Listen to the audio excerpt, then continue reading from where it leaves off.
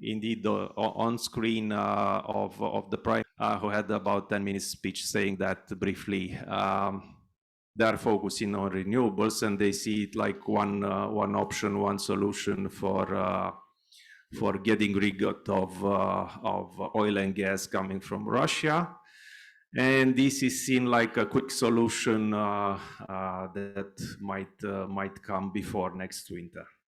Then we had the minister and Commission, European Commission representatives, and so all in all, it was about the value chain development of it in Romania. And what's behind these words is that we would like, given the targets 2030, given the natural resources, solar and wind, and geothermal and biomass and whatever, and also the need, the pressure coming from, get rid of the imports.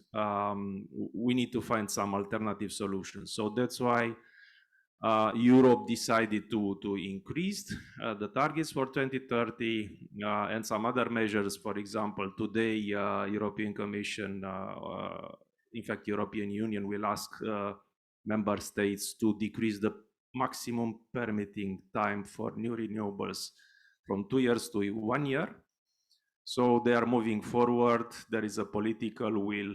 There is a will of the investors to come and invest. It's not only talks, but also there are real plans, and we have some representatives of such companies here in the room today. And there is a competition, as you might know, as banks for the locations, for the projects. There is a long queue of the investors trying to take over projects very close to be ready to build, of course, but also in early stages because there is a huge pressure and big run after such projects. So this is happening now. And what we were thinking as association, as Wind Association, was to put together everyone, trying first to meet investors with the banks and also political authorities or factors to be not only aware but to support this one, and on the other hand to develop the value chain in Romania, meaning that we would like to build factories for solar panels, for wind components, wind turbine, electrical equipments, and so on, just to be able to supply as much as possible to such projects here in Romania. And we discussed, and yesterday we found out that there is one solar factory already very close to be commissioned. There is another one which was announced that they have started to work on. And also we'd like to promote also the wind, of course. I had talks yesterday with Nordex, for example, which is turbine manufacturer. And he came straight to me asking what we can do to really implement this soon here in Romania. And he said, I'm working into this for 20 years, and we have started back in Germany, we expanded, moved to Romania, Poland, then to even further to Turkey. Now we are in India. What needs to be done to come back to Europe?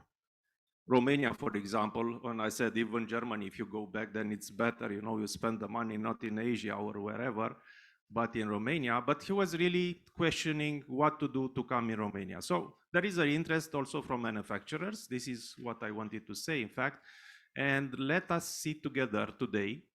I'm sure that it will not be the last workshop or discussion on the topic, but it's a very good continuation, I would say. It's not a start, but continuation of discussions. And maybe we see some projects which will start to be commissioned this year, next year, and so on, because there is a huge pressure. Next winter is questionable because we will be missing gas, oil from imports, I'm saying, and we need to compensate somehow.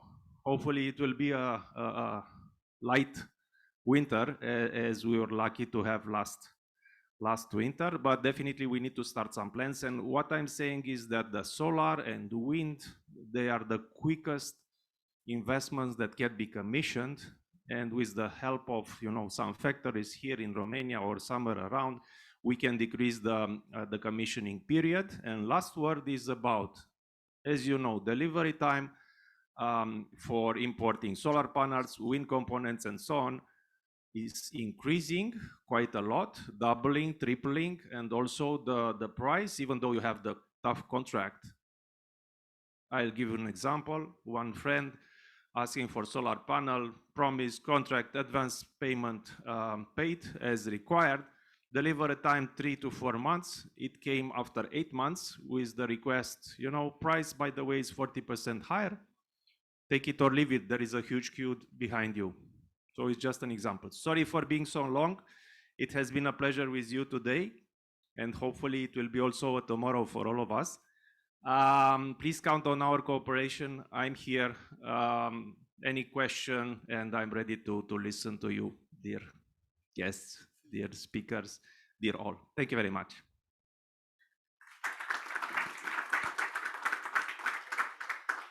Now it is my pleasure to introduce the Vice President of Risk from the Romanian Commercial Bank, Ilinca Caigana. Thank you, and thank you for inviting me. And I would like to really welcome everybody coming here today and gathering to discuss this so important topic for all of us, because we are the ones who understood that actually 25% of all inefficiencies on energy sector, all the emissions are actually the ones which are producing CO2. 25% of CO2 emissions are actually coming from the inefficiency of energy sector. I'm sorry for the little lapsus. And I would like to remind you that actually in 1 hour, the sun is producing so much energy that the whole industry of the world is using in 1 year. So there is a huge power, and you saw a little movie at the beginning, which should remind us that this energy costs nothing, like the wind energy. And this fuel is for free. It's not coal, it's not oil. It is really for free.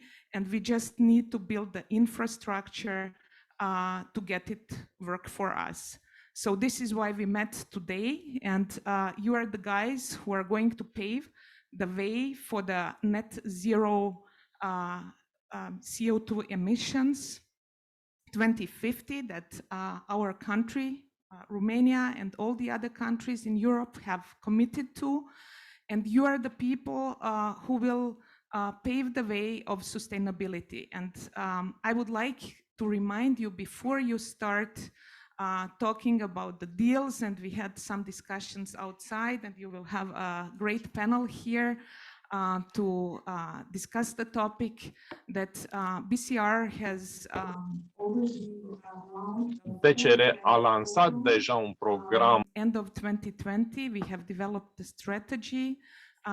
We have started to do our job as a bank. So we are in discussions with the clients on sustainability, on advising them how to actually transform their businesses, because this is what all of us have to do in the next years.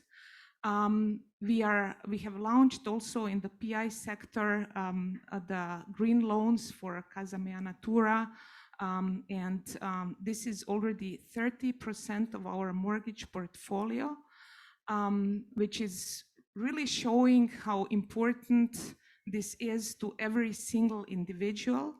And we have also launched the energy efficiency products for our SME clients and micro clients.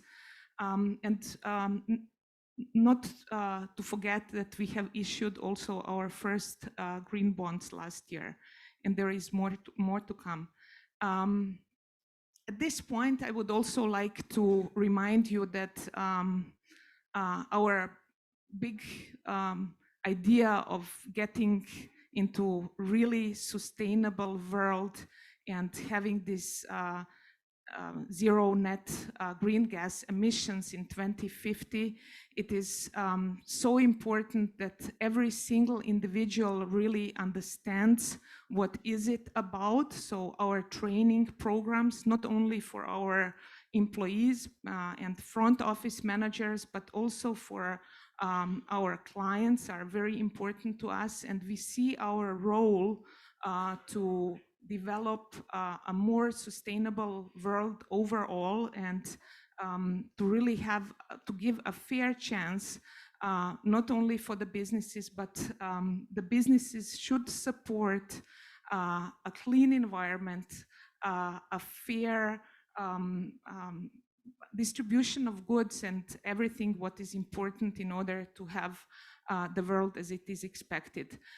Many people are talking about the fourth big revolution, which is going to be sustainability and environmental care and social fairness.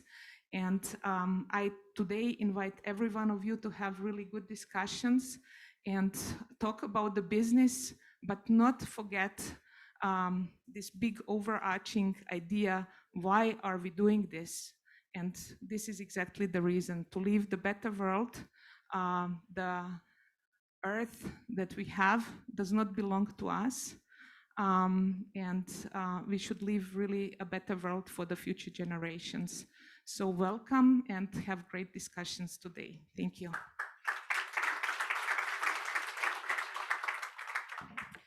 All right, we are now ready to start the panel discussion. So please join me in welcoming first the two moderators. Right next to me, we have the Vice President of the Financial Stability Directorate of the National Bank of Romania, Florian Neagu. Welcome. And we also have Project Finance Manager from the Romanian Commercial Bank, and also the mind behind this workshop, Sebastian Staicu.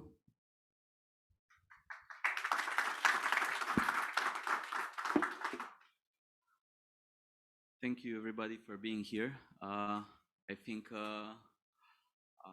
we should be starting. I mean, we had as a guest also the Romanian government, but they did not want to be here. So I think we should start with the IB, right, Florian? Yeah, I think we have a quite nice panel here that blend the real economy with the lenders. And my expectations are quite high in order to grasp many interesting ideas, also from authorities' perspective, what we might do more in order to support this industry. So the way we share our roles, Sebi will embark upon the real economy, and then I'll ask my colleagues from the lending, from the creditors, to share their views. So please, Sebi. Should we start with the real economy? Yeah. Okay.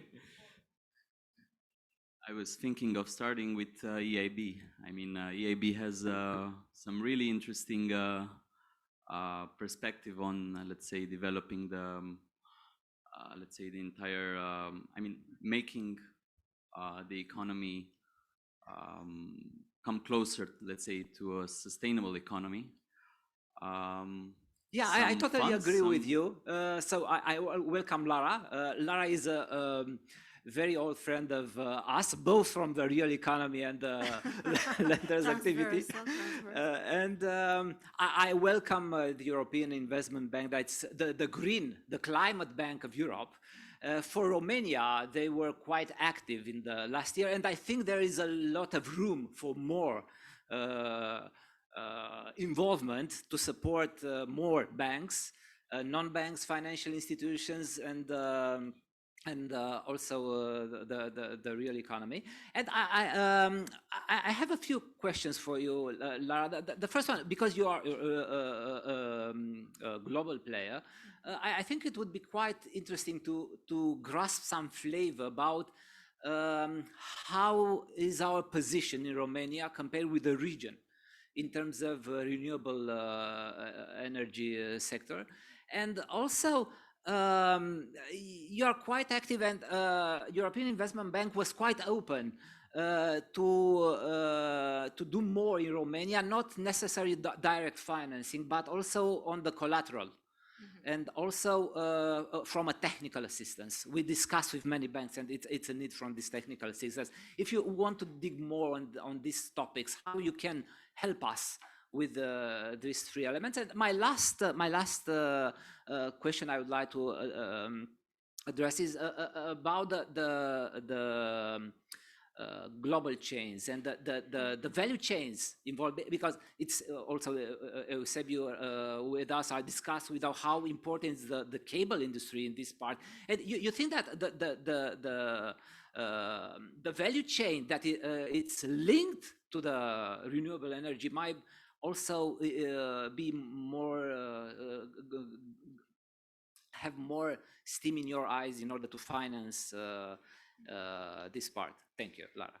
Thank you, Florian and Sebastian. And thank you, Becere, for the invitation, and of course the industry associations connected to renewable energy in Romania and in the region. I understand we have one intervention per person, right? So I will have to cover all the points that you raised. I will try not to be too long. I'm very sorry that Ionuț Micu could not be here, because they had a very positive message to I think to transmit today, and I will try to partially cover for him. Okay, Florian, you said it all. The European Investment Bank, the EU Climate Bank, by 2025, we will have to have 50% of our business to be entirely green, and the rest to be fully Paris aligned.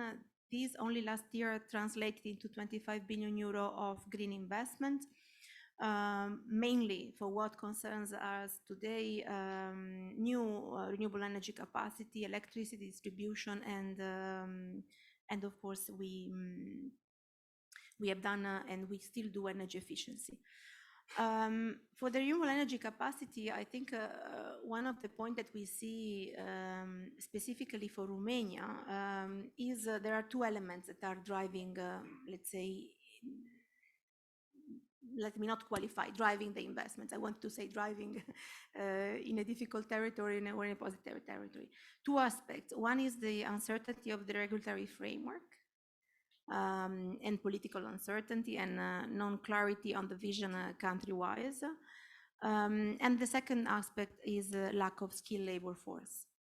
So basically, what is withholding investment in general in Romania, but more specifically for renewable energy, are these two components. In the last 3 to 5 years, we saw systematically these 2 points coming up. That's why we started to work with the government in order to, and not only us, but other IFIs, of course, for them to make progress in the regulatory framework. And we think that although it took some time, we are getting there with the power purchase agreement being a bit more context being a bit more clear, and the contract for difference coming up later this year. We are not holding the purse on this, but it's BRD. But we met the minister yesterday, and they told us that the idea is to try to pass the law for the contract for difference before year end. So basically, the first aspect, let's say, we are not there yet, but there is progress to be shared, and there is a positive trend. On the lack of skilled labor force, we are still lacking the labor force and the skilled labor force, there is no doubt. But I want to share a note of optimism in the sense that since compared to 3 years ago, when we went to banks, so you are the green bit of the banks, but there are also the social bit of the banks. We went to banks and said, are you interested in investing in education? Are you interested in investing in informing people? And particularly, we added also forming them in the sustainability domain. And basically, 3 years ago, the answer was no. While only last year, we signed with 4 banks in Romania for them to deploy through our guarantees. We are still talking about guarantees here. So we guarantee the bank that provides either student loans or loans to educational providers, which is not only covering, like someone could think, secondary education or higher education, but is also to offer vocational training, to offer opportunity to reskill and upskill. And what we met yesterday, a couple of banks, and the reply was that what is missing apparently, and that is an invitation for the associations here, it's missing a match between the bank's interest. The bank realized that there is a possibility there. There is an opportunity there in the market, but not always the industrial leaders are, let's say, coming forward to match the demand and offer tango. So I think that it's also, I know that the difficulties are many for you, but I also think that the lack of skilled labor force will end up being a constraint sooner rather than later. So these two aspects are particularly, I would say, it's a particular connotation that Romania has compared to the region. Now, on the supply chain, let me say something about the supply chain versus capacity generation, which seems to be the leitmotif of the event in these days. We strongly believe that for the two reasons that I mentioned earlier on, there is not enough capacity at the moment to justify the bankability of the immediate supply chain. I mean, we need first to step up in an important way the production capacity, to have a stable horizon of capacity being implemented in order for the bankability of the supply chain manufacturing investment to be there. I think this is the main message here, but I'm sure IFC will have additional elements. But let's say from our point of view as a European Investment Bank, of course, we will focus massively on renewable energy capacity production as investment. This will be our first priority, even after the conflict in Ukraine, even after Repower Europe. The EIB has remained, for the time being, solidly on our course, meaning renewable energy and energy efficiency. We will not, let's say, go back to coal, not to gas. They are now proposing nuclear. What I want to say that from our side, this is still let me say, the one and only priority in terms of green transition, renewable energy capacity production. We believe that we need a critical mass, particularly in this region, before we can really invest in the value chain. Then what is value chain is also to be seen, and I mean, it's not only, let's say, if we talk about components, if we talk about construction, if we talk about operations, it really depends. There are some cases more easier to be done, some cases less easier to be done, like mining of raw materials. We really believe that first we need to build the critical mass of capacity, and then the supply chain will come. What can help on the supply chain is innovation, is to have an angle of innovation. But we see when we look at the global trends that even other part of Europe and the world did not manage to compete with the Chinese production, for example, for solar, right? So there are really big critical mass and economy of scale to think about it when we think about the supply chain investments in Romania and the region. Certainly, what it is true is that to consider any type of supply chain investment, it cannot be a Romanian equation, meaning the supply chain manufacturing investments in Romania have to serve a region, has to have many more countries. And this is the first step. And many times when we receive investment proposals, you don't see this regional scale approach, and therefore it's already, let's say, a sign that the bankability will not be there. And let me conclude on the technical assistance, which I think it's very important also when we talk to banks.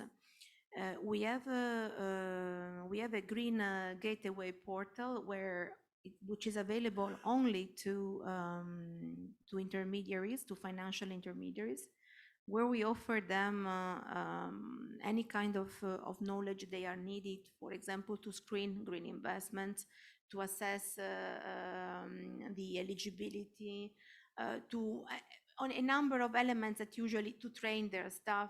They have guidance on subsectorial investments. All our knowledge as EIB went into this portal, and it's available to the financial intermediaries. Of course, it's not a customized. This bit is not customized. It's a solution that fits it all. But we have also a green checker eligibility. So there are more, and I invite you to I think it's greengateway.eib.org, the address. The second leg, we are also offering bilateral customized technical assistance to the financial intermediaries that have lending or guarantee operations with us. There we even went to train people in the bank staff. We are also, let's say, we're also giving them on the spot advice based on their requirements when they receive a certain investment, in which way they can assess the eligibility, because there are many questions. What we find, there are two aspects actually that are withholding banks, intermediaries from investing in renewable energy projects in Romania and in the region right now. One is knowledge, because also the projects are becoming, ever more innovative. You have a new technology, so assessment is not so straightforward, and there is not enough knowledge in the banks to assess projects. And the risk mitigation. And the risk mitigation, so I said how we are going to address the knowledge. We have this available to all gateway. We have also the way to have a bilateral agreement with each and every intermediaries depending on their need. Here in Romania, currently, we have it with ProCredit, for example. And a third leg, more importantly, I think, because all the banks are very looking forward to InvestEU opportunities.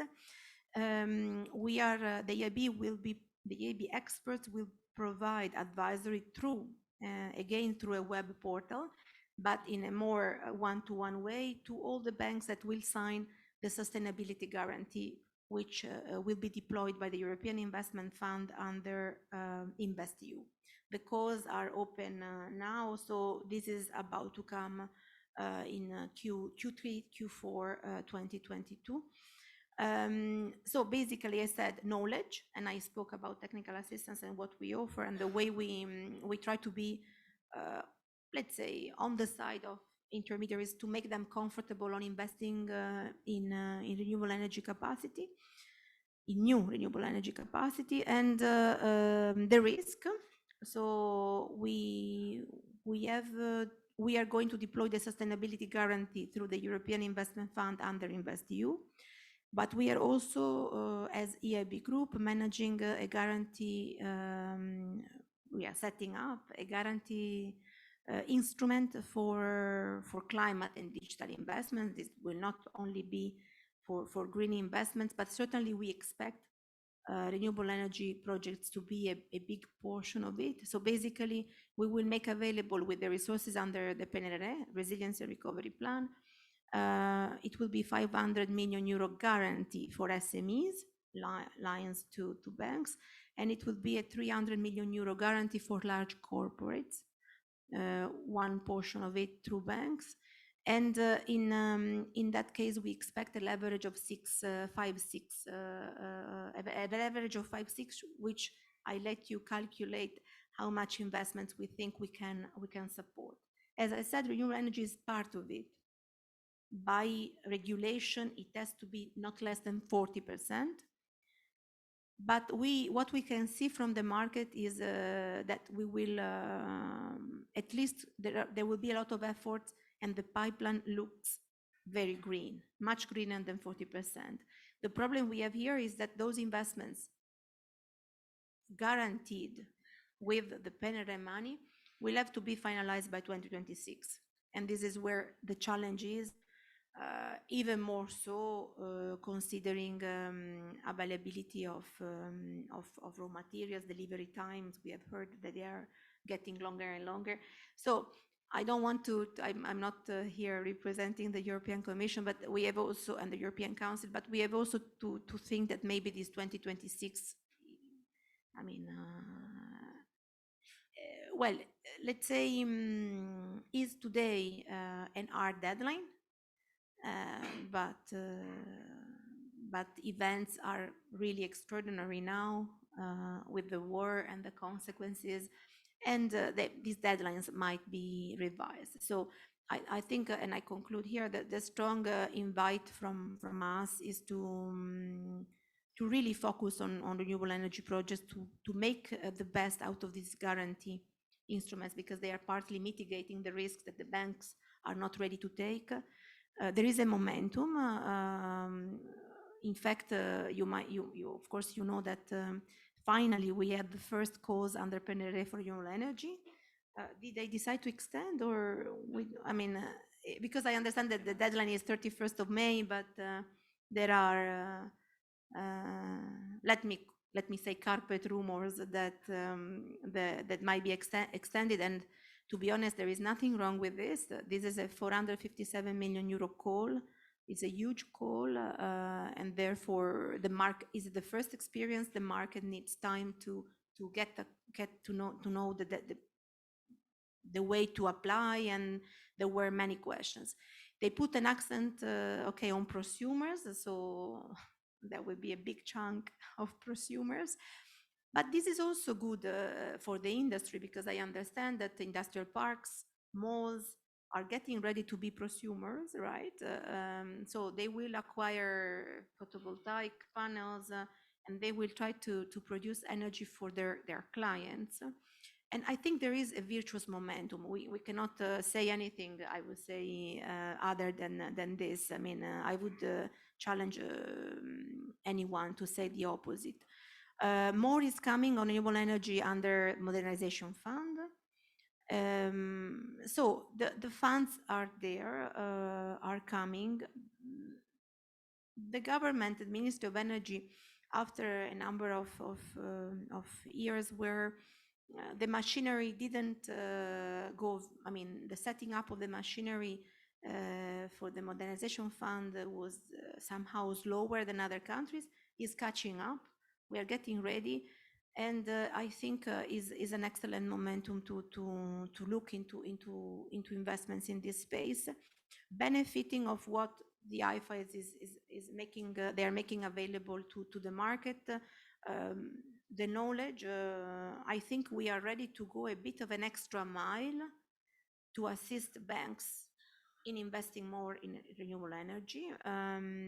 We are hiring also many people to be present to many banks. Certainly, banks in other EU countries are using this, are exploiting this opportunity a lot. And because the market is very liquid, we cannot do more. But in case, so we offer guarantees. But in case the situation changes, and of course the banks might be in need of in addition of guarantees of liquidity, of course not in the short term, but more in the medium term, we will be there also to help in that respect. Thank you very much, Lara, for your thoughts. Yes, you're right. There are many tight deadlines, and there is a big risk that we are not able to cope. According to our analysis at the National Bank of Romania, even a delay with 2 years implementing this climate change projects would decrease the efficiency of the projects with more than 33%. I also totally agree with you that in order to grasp, to fully fledge these opportunities, we have to strengthen the professional capabilities of the bankers. And last but not least, I also agree with you that you have to look at the regional area when implement these projects. However, each country has its particularities and its idiosyncratic risks. For instance, in Romania, we have a very large current account deficit. And there are a lot of things that are produced abroad. And we might end up financing value added produced in other countries that would increase the current account deficit and would put more pressure on the macroeconomic equilibrium. Therefore, I agree with you that a regional perspective is better, but also I think you and also IFIs and BRD, you are other type of lenders. You also have to think of the macroeconomic imbalances in each country. Sorry that I add something here because I think when they asked me to intervene, I didn't cover one point that is very important. For us, the supply chain investments, I take the point, but of course they have to make sense economically and financially on their own as investment. We cannot say, because we have a renewable energy capacity to sustain it, then we support manufacturers, but even if the business case is not there. They ask me if these kind of supply chain investments to the renewable energy capacity production are considered green. I think in our eligibility, this would be a difficult call, because unless it is a very peculiar component that goes only in certain technology that is green, there is also a problem of emissions to produce those components. When we look at the project, is actually the net zero of the whole industrial process, and what we see is that still there are some resource efficiency technology to look at in order to make manufacturing investment, let me say, Paris aligned or neutral emission. So there is an additional complexity of labeling green the supply chain manufacturing linked to the renewable energy production. I wanted to add this a bit because I think it's relevant to the discussion. Thank you. Thank you, Lara. In the meantime, probably Lara's intervention has encouraged our friends from the government to come online. So we have Cristian, now it's me, but hopefully soon we will have Cristian Mărișteanu from the European Funds Ministry. Hi, welcome. If you can open your microphone. Hello everyone. Yes, thank you for inviting me. My name is Cristian Mărișteanu. I coordinate the European Funds Directorate within the Ministry of Energy. And first of all, please allow me to congratulate you for this very interesting webinar.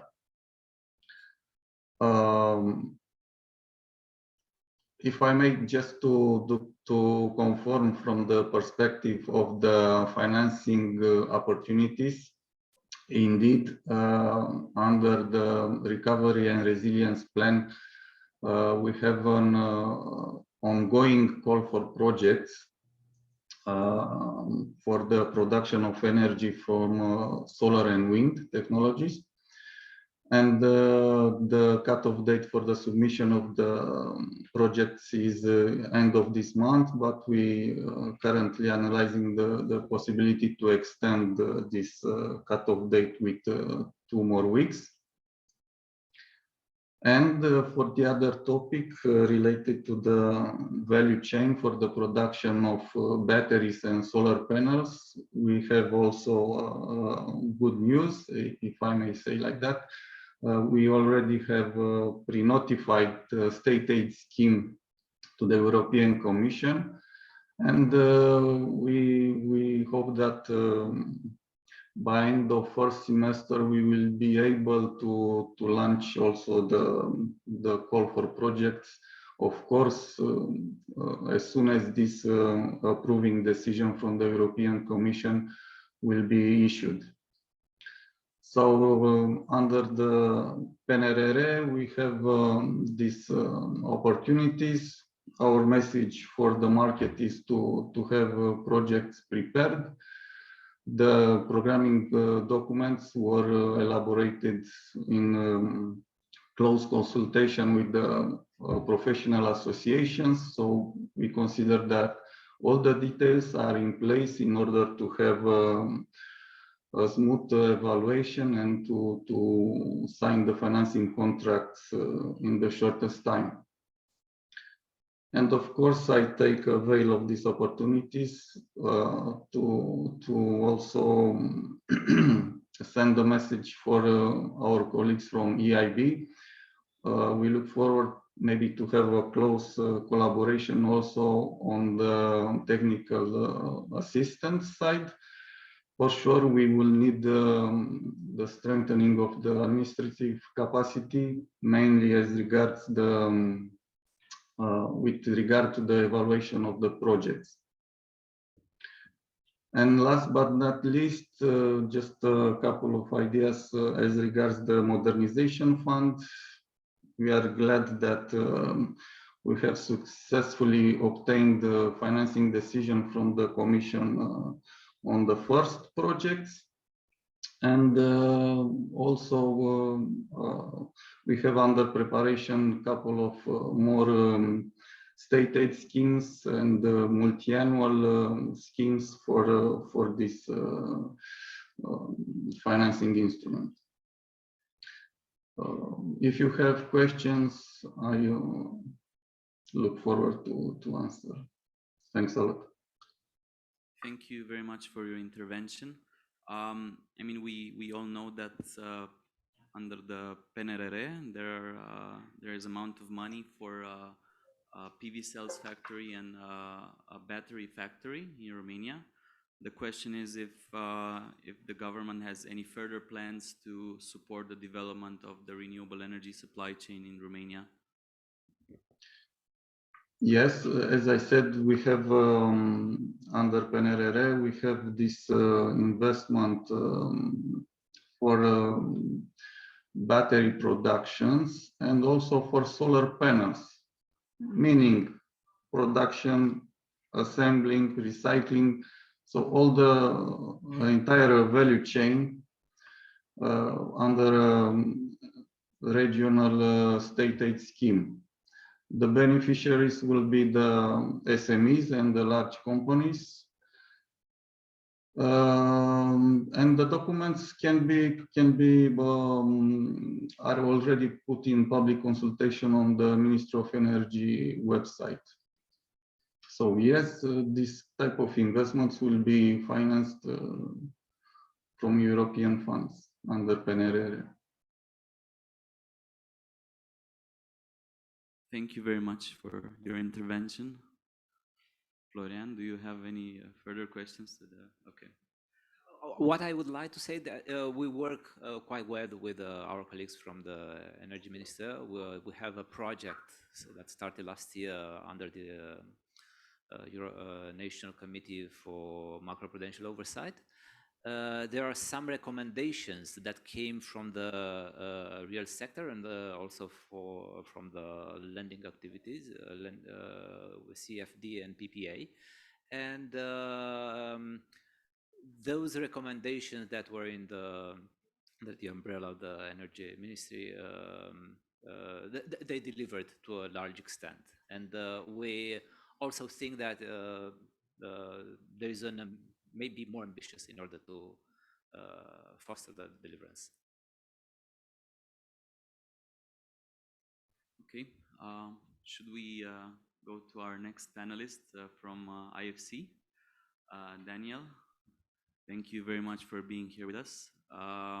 Daniel was so kind also to have a presentation for us so we can upload it on the screen. Daniel, IFC has a global presence. It has a lot of experience. It has seen a lot of developing markets develop. A lot of energy markets coming from immature energy markets becoming mature. Can you share with us your experience here? If you have any best practices in developing the renewable energy supply chain from other markets? I know you also have a lot of knowledge in terms of what are the best technologies that can be used. This is a very important topic. both in solar and wind, where we see a lot of innovation in the previous years and a lot of innovation expected. What can you share with us, and how can IFC help, let's say, the Romanian real market develop its renewable energy supply chain, and what are maybe alternative financing solution except for bank debt, which could support this development? Thank you. Thank you very much, Sebastian. Waiting for the presentation. It's an honor for me to be here presenting IFC, the private sector arm of the World Bank Group, the largest multilateral financing institution. We are having a portfolio of about $1 billion invested in Romania. And we are also, and this is the topic of today, a leading investor in the sustainability world. If you go to the next slide. This is very important to know. So we have ourselves issued green bonds already since 2010 in a volume of about $10 billion in 20 different currencies. IFC is shaping the sector or the topic by chairing boards of the ICMA and the LMA. And we also boost and support investments from mobilize investments from other investors by creating platforms together with private partners. And last but not least, we are an active investor in the green and sustainability finance area. So on the bottom of the presentation, you see a couple of examples where IFC has invested and has acted as a sustainability coordinator for clients to set up the framework to issue sustainability-linked loans or bonds. And we have tools to help our clients, but we'll come to that later. Starting with our experience, so I was asked to prepare some case studies for wind and solar, and that would be on the next slide. And even if both are related to China, they are very, let's say, relevant for, that was one too much. They are very relevant for us today, because we are ahead of similar challenges, right? We want to boost the capacity, and it needs incentives. So what IFC has done in the past, already a decade ago, let's start with the Goldwind example, the second largest wind turbine manufacturer at the time of investment in China. Now it's the second largest worldwide, but the investment was in 2010, and the situation was very similar. So China fighting with climate issues. So in 2010, about 70% of the energy was coal-based. Now, a decade ago, it's 57%. It's still too much, but you see the big development. And IFC invested 75 million into equity of the company in the course of the IPO. And that has actually created confidence into other investors, because the company could show compliance with international standards for corporate governance, and also E&S areas where investors could have usually or may have had doubts. So the investment of IFC as an anchor investor here helped making this IPO a success. And the company used the proceeds to invest in manufacturing facilities in China and to launch 2 products. And today, I mean, until today, they tripled the capacity, and obviously are an active player globally, but the challenge at that time was in China. And that's important to know. They do also develop sustainability targets these days, which is also important to see in the company's development. The other case we have is Envision. It's more or less a turbine assembler software developer and also active in the battery space. They do have R&D centers outside of China too. So IFC provided a senior loan on a corporate basis in 2016, which helped the company to expand the business and actually was used for working capital purposes, prepayment or advance payment. So they could expand their activities. And why was that so important, and why is there a parallel case today? So in 2005-6, China has essentially supported. I think sorry. So I think these are the two cases. Okay, perfect. Thanks. Yeah, much better. So also for Envision, they could with the help of our investment, they could extend their production capacity from 6 gigawatts in 2016 to 10 gigawatts in 2020, which is quite a big step. The other example is not related to China, but to Canadian Solar, where IFC has provided equity and debt. That's quite an interesting example, because the use of proceeds was for expanding their module manufacturing capabilities in emerging markets. This was essentially the target of us to support their expansion and create a better module supply in emerging markets. Also here, the rationale for us to jump in, not only for the expansion of the facilities, but also because we have strong standards for corporate governance and environmental and social aspects. Our investment is giving a stamp of approval, how we call it, kind of making sure that those are complied with. Also today, not to forget, Canadian Solar is also a developer of large wind PV solar plants, and they have a green bond issuance framework in place. So here, our thoughts on technologies. On the two technologies, I'm obviously not a very technical expert, but we have in our global team, we have experts dedicated to onshore wind and PV solar. On the onshore wind side, we have, I think also yesterday in the conference, seen the importance of the technology. So it's very tough to change anything. The manufacturers are, let's say, very tight. They have certified suppliers, a little bit like in the automotive industry. So and right now they are not fully utilized the capacity. So we see relatively low potential, but I think it's really a matter of how the scene develops. Romania may be a place where certain component providers could create or could build up factories in line with the supply chain for the wind turbine generators. But the good news, and I think this is also why we have Hellenic Cable here. There's already a very good component for local supply. If we just think of BOP cables, transformers, this is naturally sourced locally and will create jobs in the economy. When it comes to much more technological investments, I mentioned that this is rather difficult. On the PV solar side,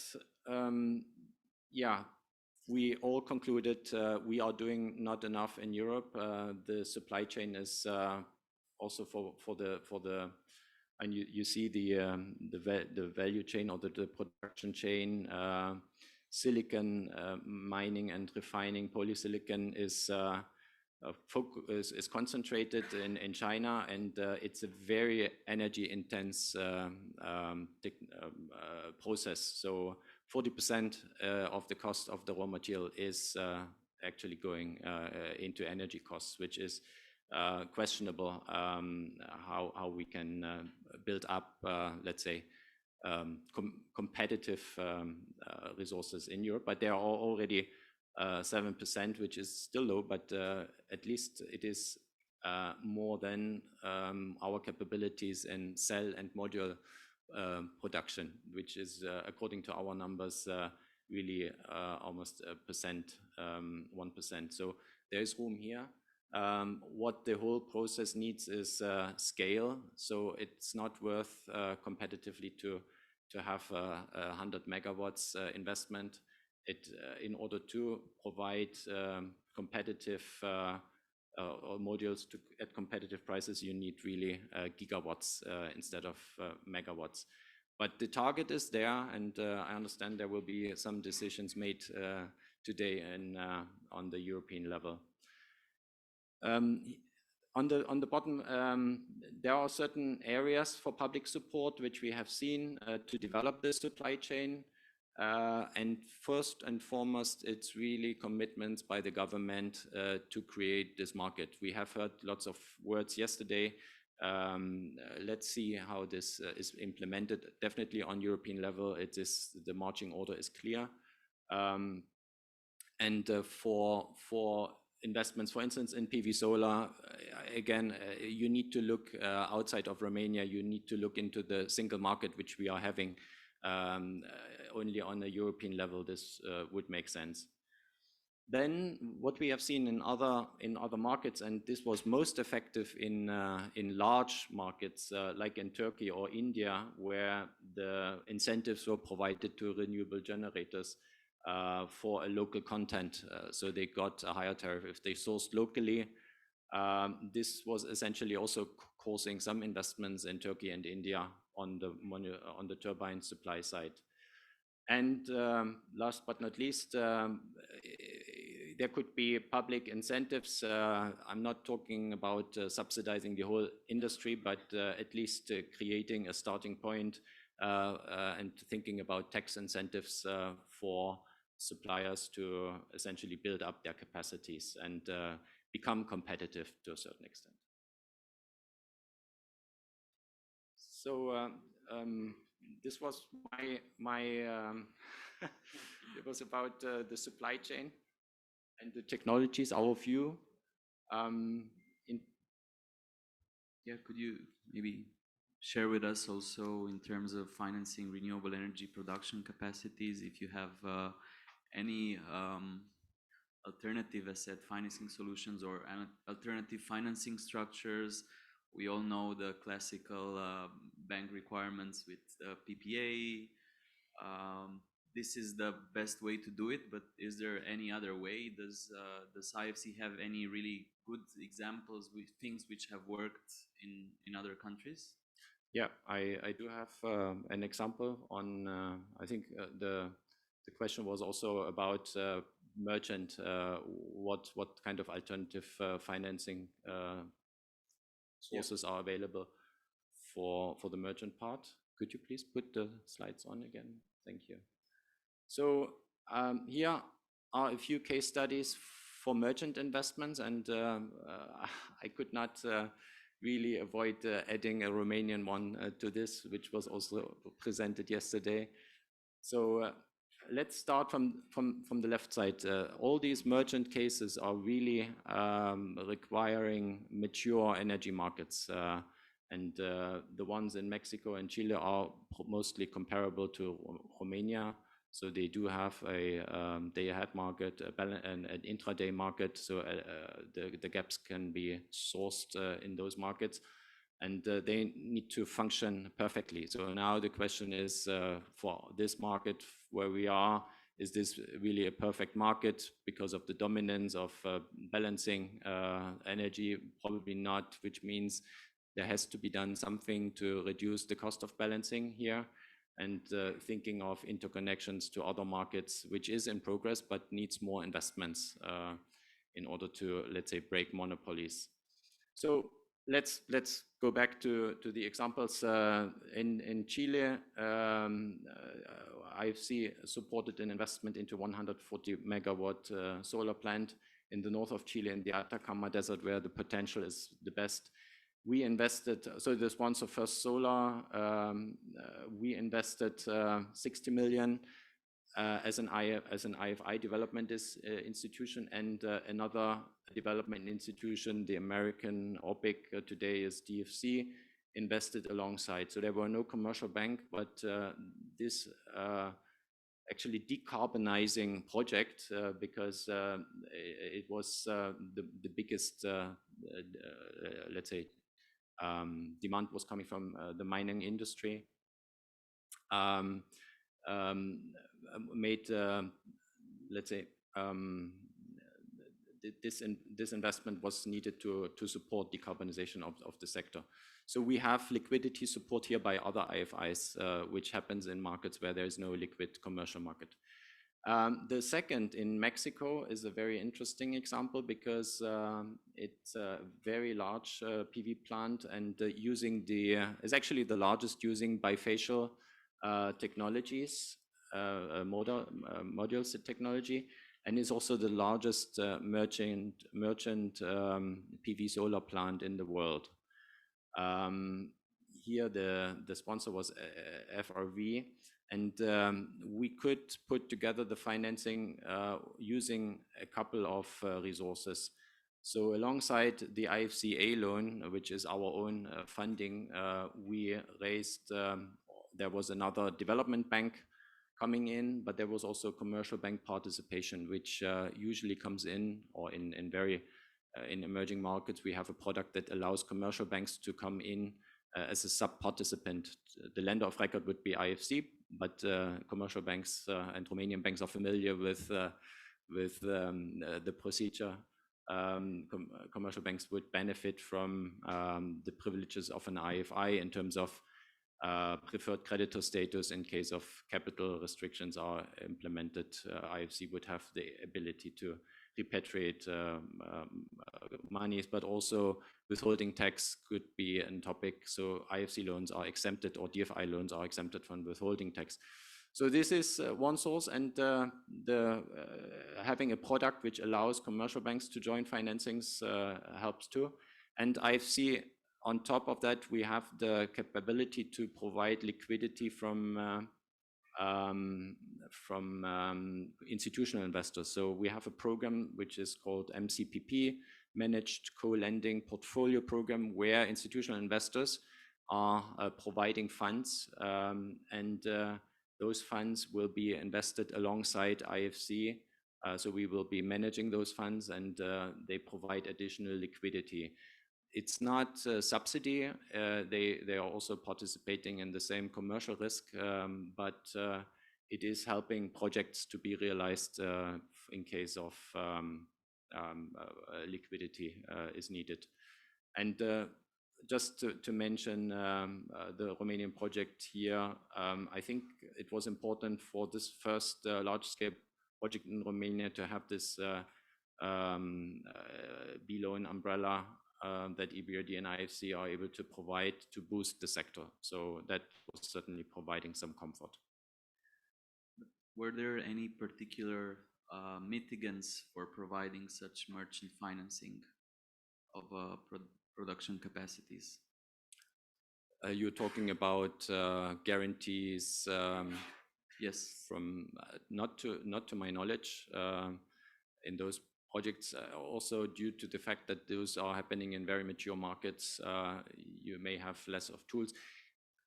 Today, I mean, let's not forget these projects were already some years ago. And I wanted to come to this in the slide, if it could be put on screen again, please. There are tools available in, let's say, more emerging markets, low income or low middle income countries, where climate funds provided by governments of the OECD actually support the project with funds, blended finance. IFC is working with the governments of Canada, the UK, and Norway, and have those funds available. They can be employed either as subordinated loan to boost a little bit the leverage capacity, or as a subsidy to the interest rate.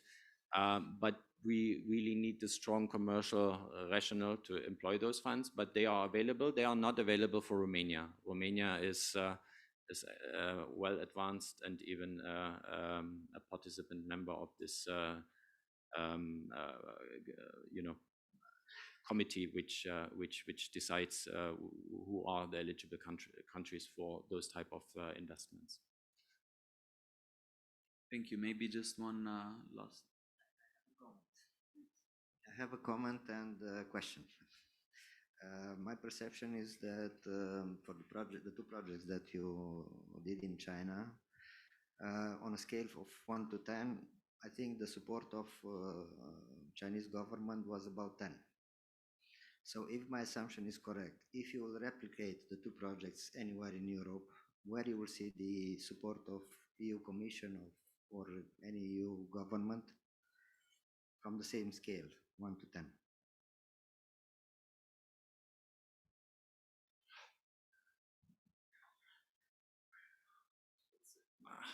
I don't know. I think there are tools available, right? It's also a political topic, of course, and I would not like to go into this, but let's say support by the EU is needed. And we may have, let's say, different ways to do it, more like incentives other than restrictions. Definitely, I think a very strong support is needed in order to boost it. Since this is a regional exercise, we have tools available. As I said, I think there were in the China case about a decade ago, there were also restrictions to import, let's say, foreign equipment, or let's say you would not benefit from certain incentives if you had external, let's say, supply sourced. I'm not sure this is the right way for Europe to do. We still have to be competitive, and we have to build up a competitive industry. It should not be based on subsidies and prohibitions, let's say.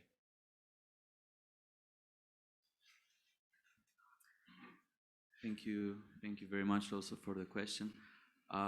Maybe just one last question to you, Daniel. How is IFC looking at what is green for IFC?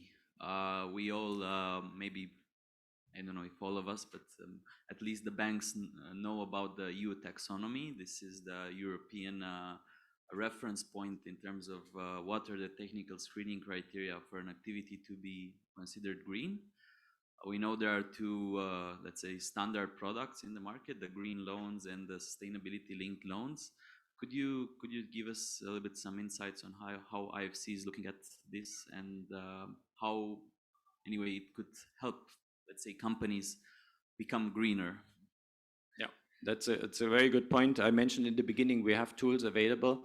I think as every commercial bank, we are screening our projects for their climate impact, their contribution to decarbonization, to also social aspects, boosting social, I mean, helping equalization or gender,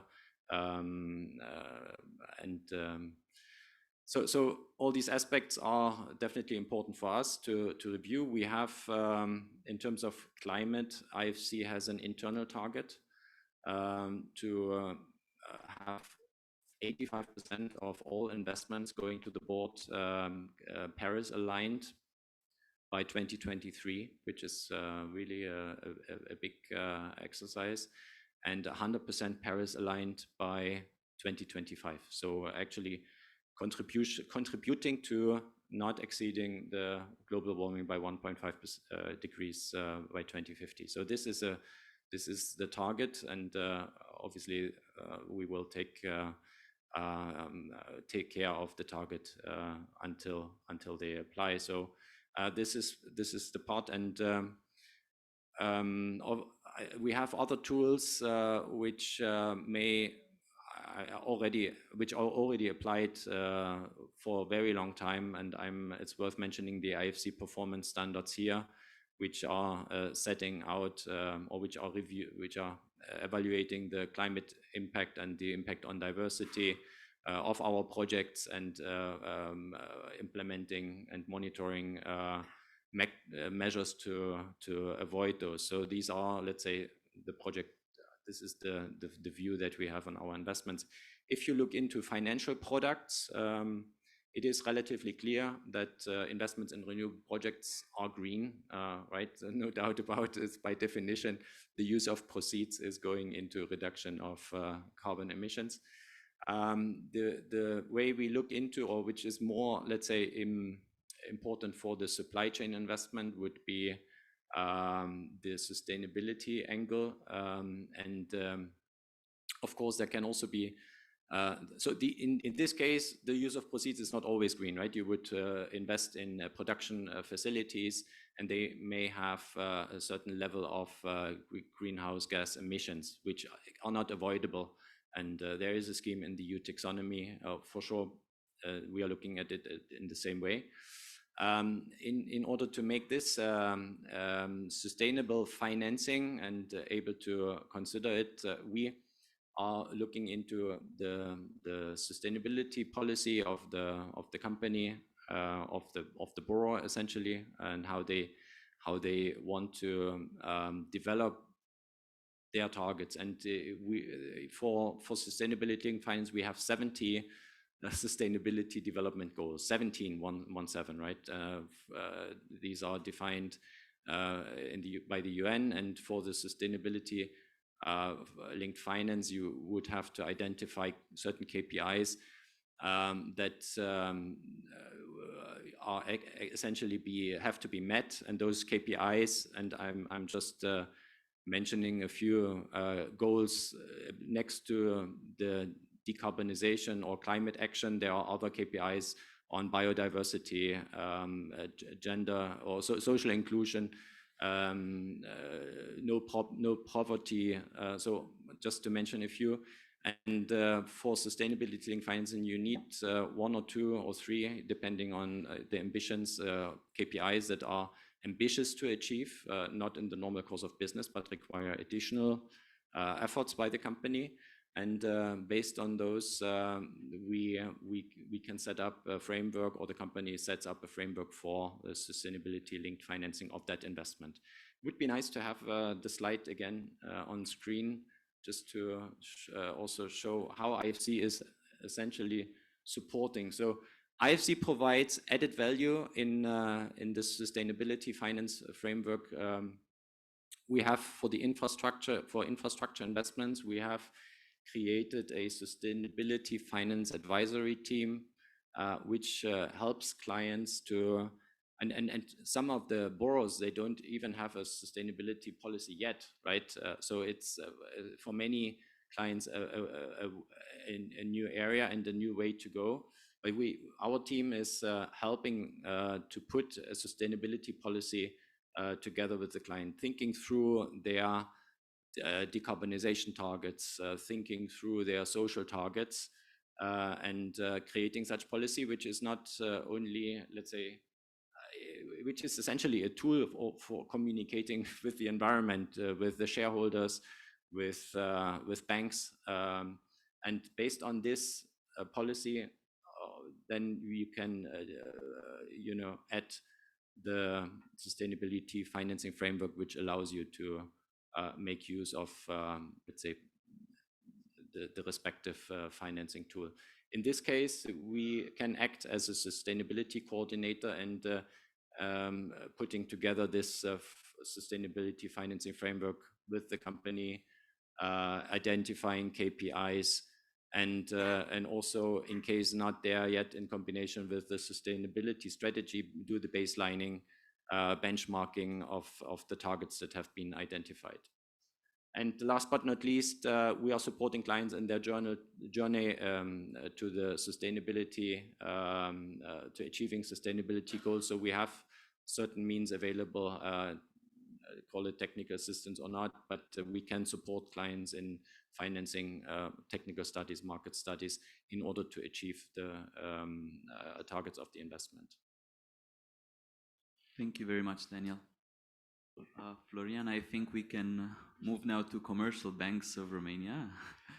Yes, after this global perspective, let's go into the local one. And we have among us Ioana Gheorghiade from the BCR, Daniel Sava, UniCredit, and Silviu Toma, Raiffeisen. There are 3 banks that are quite active on green agenda, both on issuing green bonds and financing green projects.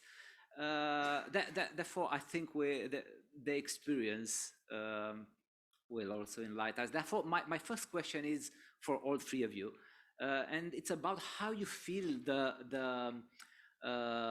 lending appetite and the lending conditions for renewable energy. You have intentions for lower interest rates or lower collateral requirements for this type of lending. Ioana, please. Can I start as being the only lady banker from the commercial banks?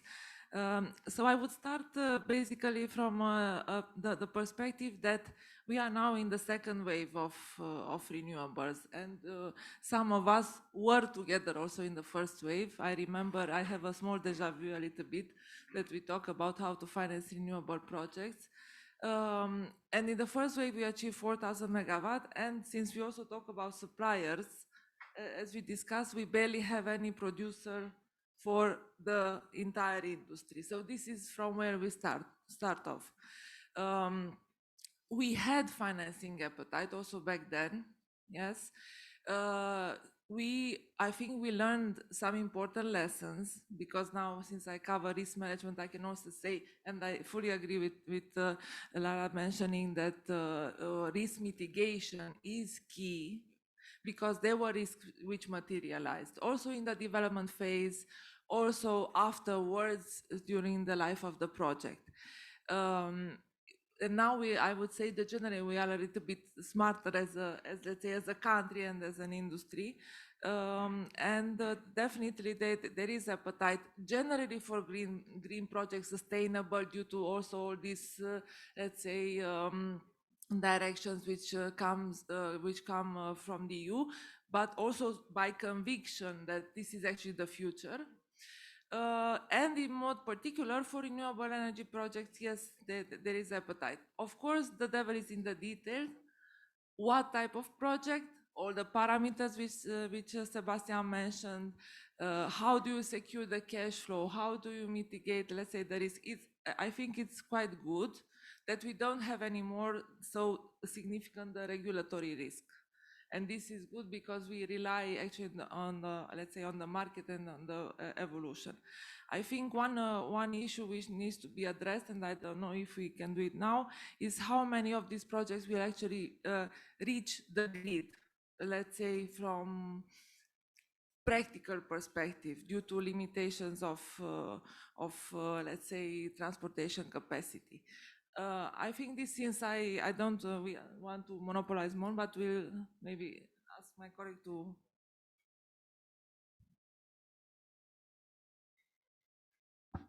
Okay, I will double up what Ioana has said. The context is very positive for renewable financing.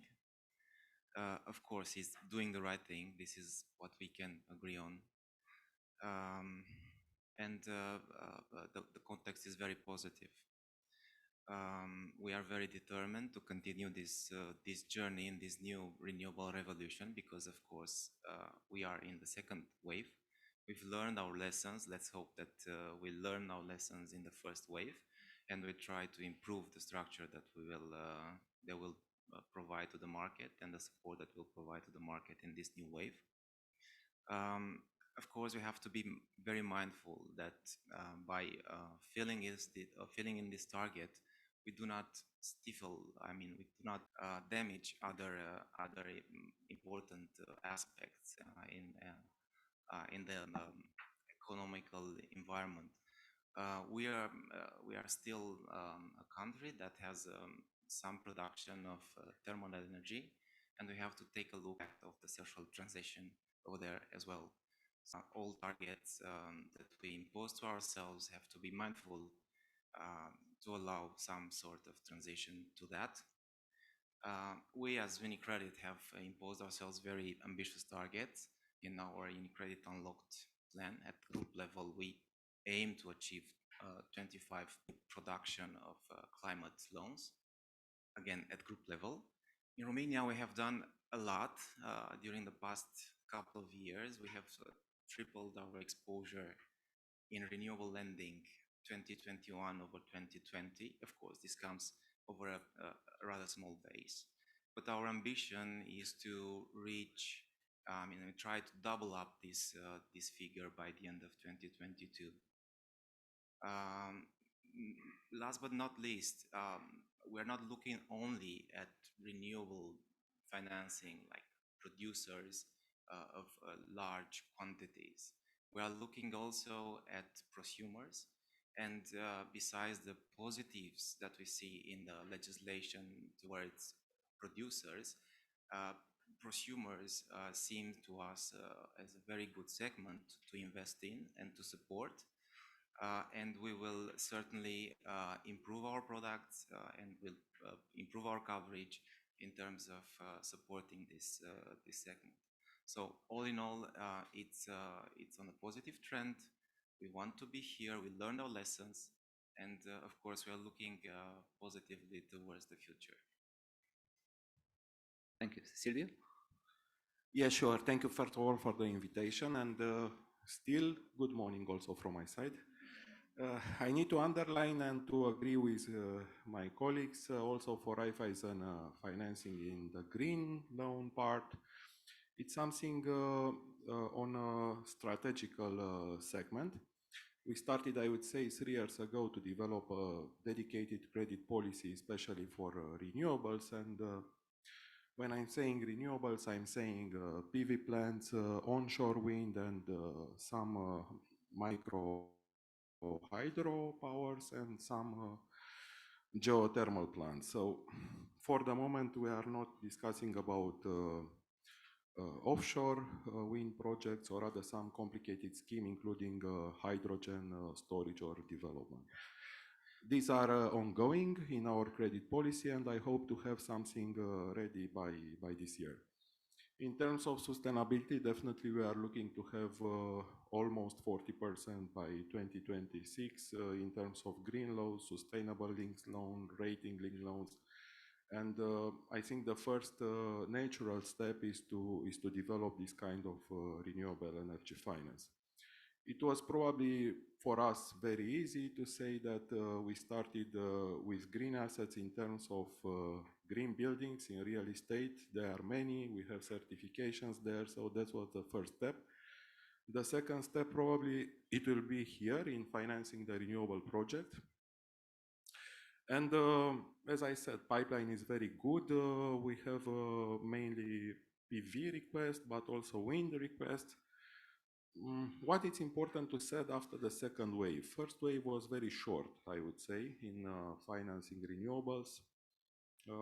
And unfortunately, there were many changes in the legal frame. Today, I'm seeing that we do have a very stable legal frame. We are advancing with the CDF. We are advancing maybe with the adoption of the energy law through the parliament.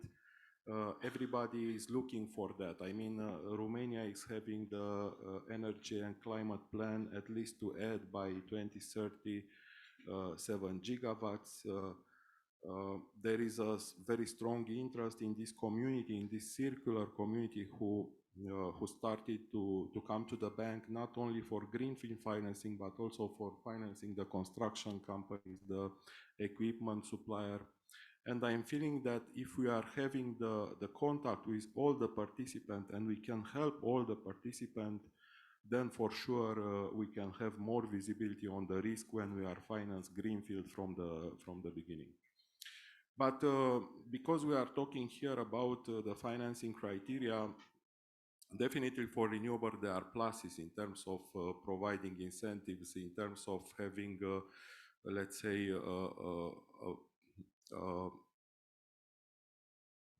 better approach from the underwriting criteria point of view comparing to other credits, I would say. On the other hand, we need to understand, leaving aside the completion risk of the project, which today it's a very strong topic because the pipeline was quite big last year and it's almost double today, but the projects are moving very, very slowly due to the supply chain problems, due to the problems with the equipment providers, with the workforce, as you very well mentioned before. So the pipeline is increasing, but slowly we can approve projects. And leaving aside this completion risk, and definitely we all know we can mitigate it by technical advisors, by having all the pieces in a place, or even a sort of limited recourse. The important is the operation of the project. Everybody is talking about PPAs. Okay, the best way is to have 100% PPA for 100% of the production over 15 years and things like this. That's the simple case. On the other hand, we are very open to finance the project without PPA, having full merchant risk. And yes, maybe we have tighter conditions here. But in between, in reality, there are all the cases. All the cases are in between. Either they have 50% PPA over 3 years, or they have, I don't know, a sort of hedging agreement instead of PPA. I mean a virtual PPA, let's say, not a direct PPA. And we need to be very flexible because we don't have a clear benchmark. Okay, the clear benchmark is within these two milestones, 100% PPA or full merchant risk. So here we have financing criteria. But in between, we need to adapt and to see which is the proper financing structure for the customers. And we do have credit policy for all this type of combination. It depends. Equity, tenor, accelerated repayment, margin grid, all of them are subject of what we are seeing in between. On the other hand, speaking about the merchant risk, I think it's important also to have a look on the National Recovery and Resilience Plan, because there we do have for sure grants.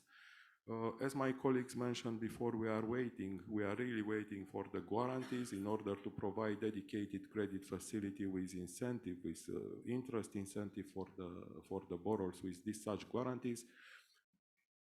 So aside the pure finance project structure, I'm sure that we can find ways throughout grants and guarantees to diversify our product portfolio. Okay, Silvio, the idea of risk popped up several times during our discussions. Therefore, I would like to ask you how you assess the risk from the renewable projects compared with other green projects like energy efficiency, green transportation, green agriculture, and so on. And my second question, because Daniel emphasized how the IFC sees the taxonomy, or they implement the idea of taxonomy, I would like also to ask you how Raiffeisen managed to take on board the European directives on taxonomy. Yes, very good, and I think both questions are quite fair. So looking to the risk, I would say that it's a big difference between the green categories. So if we are speaking today about, I would say, renewables, about green buildings, about clean transportation, let's say energy efficiency, water treatment, circular economy, so all these categories are green, okay? If we are taking the highest, riskiest banking product, which is project finance, and we are comparing, for example, financing a new project in renewable, comparing with a financing project in real estate, I may say that renewables is much more, sorry for the voice. I may say that financing in renewables is much more riskier than in real estate. And why I'm saying that? I'm saying that because the real estate market is definitely having a sort of history behind. We have yields, we have market value for this kind of projects. And it's much more easier to evaluate the risk. In renewable, the technology is quite young, I would say. We are facing still a debate in terms of the PPA market and how we are giving a value for a PPA, because giving a value of a PPA is quite new and also is not so easy. So to evaluate and to finance a green building in real estate, it's much more easier than to finance and to appraise the risk for a renewable. In the other kind of projects, I mean clean transportation or other kind of energy efficiency projects, we are typically talking about the balance sheet finance. And balance sheet finance is something different, okay? It's not really project finance, it's balance sheet finance. And for that, it's important the company ability to repay the loan. So the credit by itself, it's a green one. Let's say a public municipality is buying 10 electric buses. It's not about the credit. The credit itself, it's a green credit, but it's about the repayment capacity of the public company, of the municipality in this way. So from my point of view, the risks are similar for most of the type of green financing. But if we are comparing new developments, still renewable energy is facing much more risk, despite it's a target for us as a bank and for the other banks, but it's still facing much more risk. And coming back to the second question regarding, I would say, our approach in sustainability, we are working with a very close attention to the taxonomy. On the other hand, we have developed in our bank our, let's say, green policy, which is very much in accordance with the requirements of the green investors. We have been one of the first banks who issued in the Romanian market green bonds, and then we have a sort of targets and let's say recommendation from the investors, from the international investors. And starting from here, we developed our own green policy, green book, which is, yes, having part from taxonomy and part from our green bond framework. As my colleague said before, it's very easy to identify in the system a green product. We have green product developed already for all the 5 categories I mentioned before. We will add for forestry and agriculture, then for water treatment and for circular economy, another 3 green products with all the description. It's much more difficult to find to finance with KPI, because here you need to be precise what type of KPI do you want. You need to work together with the borrower to understand his development sustainable strategy, and to have, yes, this kind of KPIs very targeted, ambitious, and from here you need to understand very well the business of the client and the ecosystem. We did together with our colleagues from BCR UniCredit, and there were other 2 banks, probably the first syndicated facility in the Romanian market. It was somehow also public, from the biggest recycling company acting in Romania. It was a sort of green loan, KPI driven by CAPEX. I think it's a starting point. We are learning very much also to structure with KPI. Aside loans, we are also providing to our customer bond assistance or other type of treasury products. Not only credits are green. There are many other products green. So all in all, sustainability for us, it's of waste it's for quite a long time an important objective. What to say? I need to say that we are going to look for each and every credit, for each and every customer, also to the green perspective. I can say that in the coming period, we are waiting and to see also green sustainable ratings, because the banks are now using rating scoring only to grade the risk of the credit. But in the future, probably we will have another type of ratings to measure the greenest of the company. And from here, I think we have a lot of work, and we are committed to do more and more green and sustainable business in the community. Thank you very much, Silvio. We are running out of time. Therefore, Daniel, two questions for you. The first one, I will stay a little more on the risk side. And if you can share with us how you assess the developments of the risk through the life cycle of the project in the pre-investment, investment, and the post-investment period. And the second, we started the discussion about the PPA, and I think this topic is for interest for more of us. Therefore, what's your opinion about eligible PPA counterparts, the sectors, and so on, please? Sure. I don't want to turn this into a very technical discussion and to have too much of details. Theoretically, we anticipated very well the fact that project finance itself is one of the riskiest pieces of financing. I mean, I would not be afraid to say it, that renewable finance, when you do it in a project finance way, you onboard a lot of risk. You have a single line of cash flow producing asset, and if something goes wrong with that, with the product or the service or element that asset is producing, you have no cash flow, or your cash flows are very deteriorated.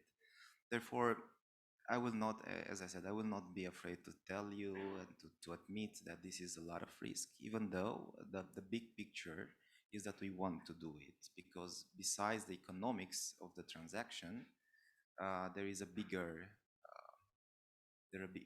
mission of banks, and that is to help societies evolve. Now, coming back to the question of the residual risk of each phase of the development. First of all, in the pre-investment phase, is the moment when the sponsor, and I mean the capital providers, because it's about making the investment decision, planning, and also getting the financing done. This is where you have to tick all the boxes. So all the capital providers involved have to tick the boxes to understand the concept, to understand the project. Is the moment when we employ advisors and we learn about the market conditions, we learn about the technical solutions, we decide upon the O&M contractors, on the EPC contractors, and of course the offtake of the project, which is very important. This typically takes the most time of banks, and I think that sponsors as well spend a lot of time scratching their heads how to get things done in a proper way. But it's essential. If you plan things right correctly at this moment, then you will have no problems or less problems in the operating and post-operating part. Even though theoretically less capital is expensed in this period, you lose a lot of time with this preparation and everything. It is essential for the rest of the project. And of course, banks put time into it. They go to their credit committees, they get it approved. Sponsors in the same way, they form a view, but they cannot lose more than time in this period. Sponsors, they do a lot of reports, so on and so forth. But if the result is negative in this phase, they have lost only this sunk cost, and that's it. Then we go further into the process and we start the investment phase. This is when the money gets drawn from sponsors and their own from banks. And this is when things, if they were not planned properly or not structured properly at the beginning might seem detrimental for the project and for the pockets of the capital contributors. What can go wrong? First of all, we are all looking now at what happens to the input prices, be them EPC contract quotation that might change over time because of high inflation and because of the problems of the supply chain. If the solutions that were chosen were not the proper ones, you have delays in the construction process, and at the end of this period, let's say, you end up to see the full picture of the project. You have the project itself, you have the project testing, you see what the yields are, the actual yields are, you see the final format of the PPA contract, for example, and if not everything is planned as at the beginning, then this is the peak of the risk, because you theoretically at the end of the construction period, at the commissioning, you are fully drawn, you have the biggest amount of risk outstanding. And we have talked about policy risk. This is the moment when you do not want to see a change of policy at the peak of outstanding of the capital drawn. Banks employ various ways to mitigate these risks. For example, for the construction risk, you will see usually completion guarantees from sponsors, strong upfront advance payment guarantees. You will see warranties from due diligence providers. You will see Reliance that we always employ to do that, so on and so forth. So yeah, this is the moment when we see the most of the risk. Policy may change at this moment and may turn around our initial plans. Then as the project operates, probably the risks are slightly diminishing because you have capital reimbursement or capital recovery from the investors. But still things can go wrong during the operating phase. The units may not produce as you were expecting. The O&M provider does not deliver as they were promising. And of course, there's the merchant risk, that's the market risk that you have if you have constructed your financing with some sort of large portion of merchant risk. And for these moments, you can mitigate. Of course, you expect a significant contribution from the sponsors, for example, but this is something that sponsors do not really want to hear too often. But this makes the interest aligned between the various capital providers. Or coming back to the very often mentioned PPA topic, a very strong PPA made from the beginning. According to our guidelines, of course, we will probably not be very happy with more than 30% merchant risk in transaction, for example. But this can, anyways, can be discussed. And if we are talking about corporate lending, of course, we are more flexible than in project finance. I hope that this covered the first part of the question with the pre-investment, investment, and also the second part with the PPA counterparts. And the PPA. So coming to the PPA counterparts, so this is the best solution, I think, to mitigate market risk. This is also the way that project finance is thought of, since invention, if you can say that. There is a need to have some sort of offtake insured in order to make it bankable and to make sure that this market risk is covered. So of course we value off-takers that are investment grade or as good as possible in terms of financial standing. And yeah, corporate PPA is a solution that we are striving to get. We haven't seen so many in the past year or so, but we are actually exploring this universe to have more off-takers involved in the potential PPAs. Thank you very much, Daniel. Ioana, there is a war at our borders, and there are many voices saying that most likely this war will last for several years. And in such geopolitical circumstances, what is the BCR approach in regard to financing the energy markets? This would be the first question. And the second, we started our financing trip with Lara, asking about the supply chain, the perspective of the IFIs, the supply chain. And I think it would be nice to close the financing trip with a local perspective. What is the BCR views about financing the supply chain for the renewable energy sector? Okay, thank you. I'll try to be very brief. So basically, the war at our borders puts us into the position that we have more emphasis on financing green, because the entire Europe will move away from, let's say, the tradition, coal, gas, and everything that was discussed. Of course, it's a transition phase. It doesn't happen immediately.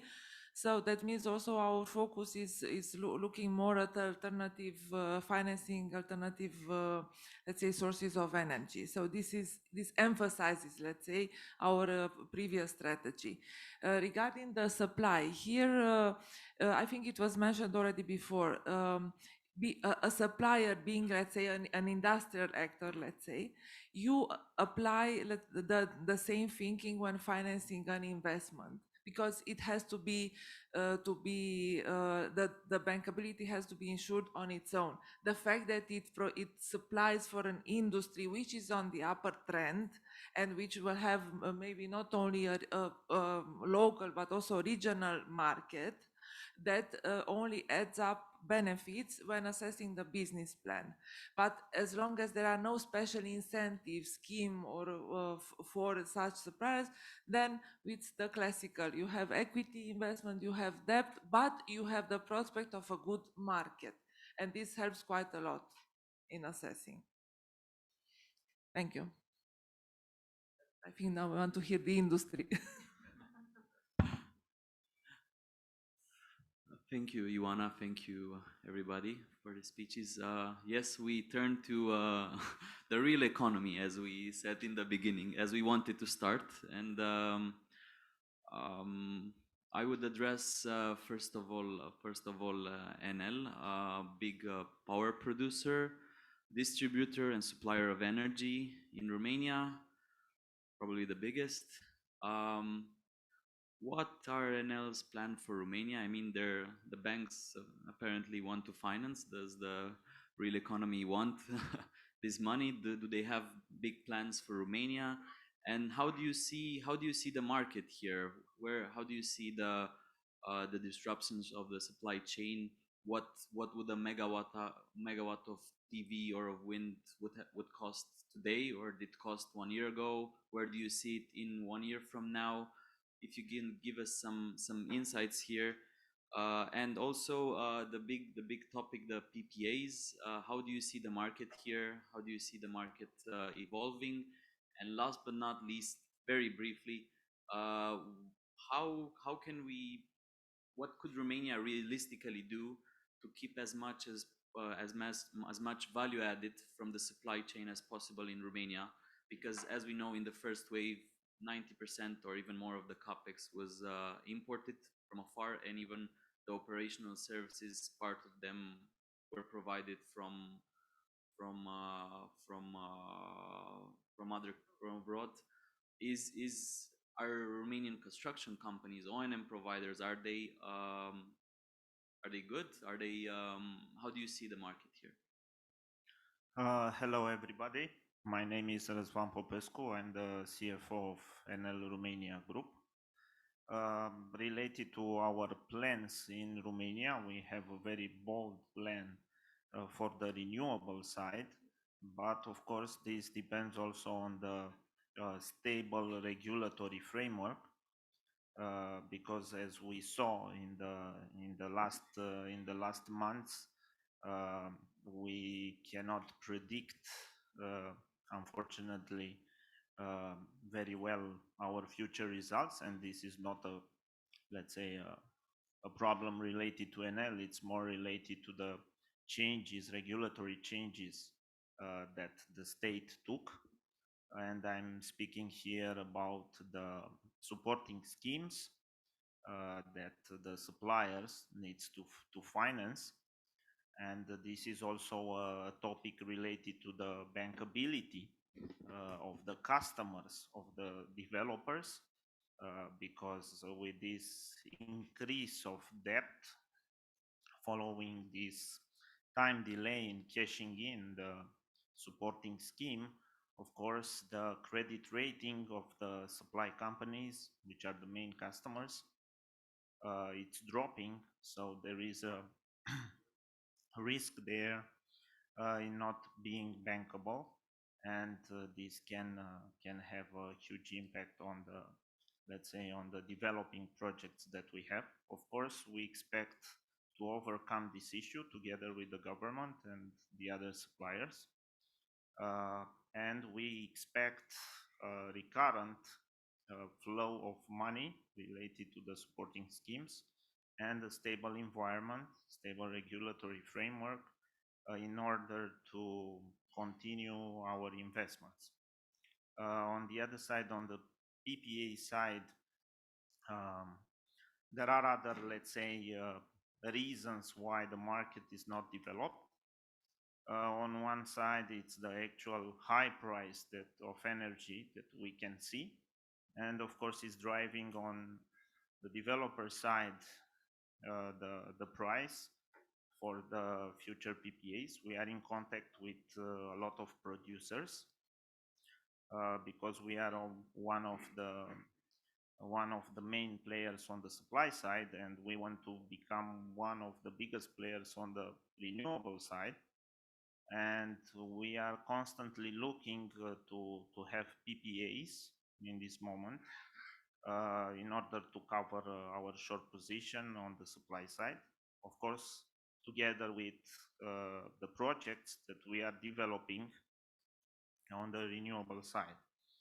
On the other side, we know everybody knows here that Romania has a high level of profiling and imbalances costs, and this is driving also the price of the PPAs. We are trying as Enel to invest a lot in the forecasting tools, and our projects are correlated with storage facilities. So we are trying also to overcome partially this huge share that goes into the final price of the PPAs. There was another question I know about the capex. The capex. Yes. So we are facing difficulties like all the developers because there is a high increase in the raw material costs. We are estimating now a capex per megawatt for wind around 1.4 million euro. Mainly coming even more than 50% from the electrical equipment, and around 15-16% is coming from the construction of roads and the foundation of the wind turbines. The rest is related to the connection to the grid, the developing fees, the engineering services, for our projects, we are trying to get on board local suppliers also. Of course, there are no local suppliers for wind turbines, so we are looking only abroad. But from the construction point of view, we are focusing on the local suppliers, and we are really thinking, because we worked with some of the suppliers on the distribution side, and we think that we will have a win-win situation with them. For the solar, we are estimating a capex of around 800,000 euro per megawatt. More than 1/3, of course, is related to the solar panels. Of course, the capex depends a lot on the technologies.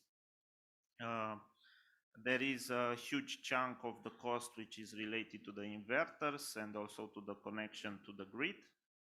And of course, the engineering services and the developing fees are contributing to the total amount of 800,000 euro per megawatt.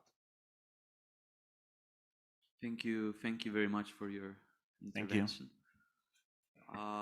Last but certainly not least, because it is the only panelist and only actually the only big Romanian company which is present in Romania, which produces equipments necessary for wind and PV power plants from Hellenic Cables. Could you? I have to give you my microphone, right?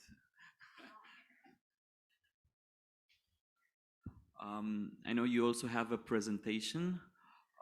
Yeah, I prepare a small presentation because I'm not. My company is not so well known as all the other distinguished panelists. So I'm here because of three main reasons. First, I'm a customer of BCR and they kindly invited me. Second, as Sebastian said, I'm one of the very few producers that it's inside the supply chain. Third, because we had a strong experience in renewables projects, including the project of First Solar in Chile. Part of your money came back to us because we were a proof supplier of First Solar. Okay, and we used to be also your customer some 20 years ago when initially the investment was done. So the brand is more like a brand, Hellenic Cables. It's the major shareholder of us, but through a group company which is called Synergy Holdings. I will not spend too much time. The larger group, it's called Viohalco. It's mainly metal business. It's having more than 8,000 employees and turnover in excess of 5 billion euros. Our sub-holding, it's called Synergy. Both Viohalco and Synergy are listed on the Brussels Stock Exchange, but the major shareholding it's with Greek family. Just to have an idea, it's much easier to say we can produce any type of cables. It's easier to remember. And we are working, starting with Enel in Romania and in Italy, with all the major utilities in Europe, and of course with the technical companies from Europe and from other countries. Okay. I will not spend time here, just to have an idea that we are not selling only products, we are giving also services, especially in the high voltage and subsea cables. There we have to provide full services, including installation of the products. And we're doing the engineering and the optimization of the circuits and so on. So it's really high tech. Some names of projects around the world. ICMA is the name of the company. The company, it's the oldest cable manufacturer in Romania. It's having more than, it was set up in 1949. It's over 70 years old. Was acquired by Hellenic Cables in 1999. Since then, we invested more than 75 million. Currently, we're having more than 600 employees. And the last year turnover was 230 million. Most of the sales are unfortunately exports. I will not insist on that. A couple of projects that we did in Romania, Cojalac Fântânele, the largest wind farm in Europe, inland, of course, over 600 megawatts. Gemenele, Casimcea, and Albant. In PV, we did the very first 2 megawatts solar park in Scornicești with Renovatio many years ago. We did also with Tinmar for the Romanian colleagues that are knowing, and we did also the largest PV, which is already working with a high voltage connection. The project was called Ucha, and surprisingly, it's owned by Chinese. So if you didn't know, I'm telling you now. And of course, we deliver including to Atacama desert. Yeah. Lately, the other group company, which is called Synergy, we deliver all the pipes for the Black Sea oil and gas, the current project that is well known and has to start right now. Okay. Just to benchmark for the ones who are not knowing us. Okay, when I was invited by BCR here, I was asked to put some ideas about how we can increase the supply chain, let's say, remaining in Romania in this respect. Our products are less than 10% of any renewable project, unfortunately. Okay, and our products are using copper, aluminum, and generally plastic. Okay, in brief. So copper in Romania, we have some reserves in Romania. Currently there is a debate, and including the Prime Minister was, in my opinion, misconducted by somebody. I will try to refrain in doing other comments, but the deposits of copper in Romania are depleted. The quality of the ore is not good at all. It's polymetallic, and the cost of exploiting this deposit is very high. There is a byproduct that is called sulfuric acid that we don't have what to do with the byproduct.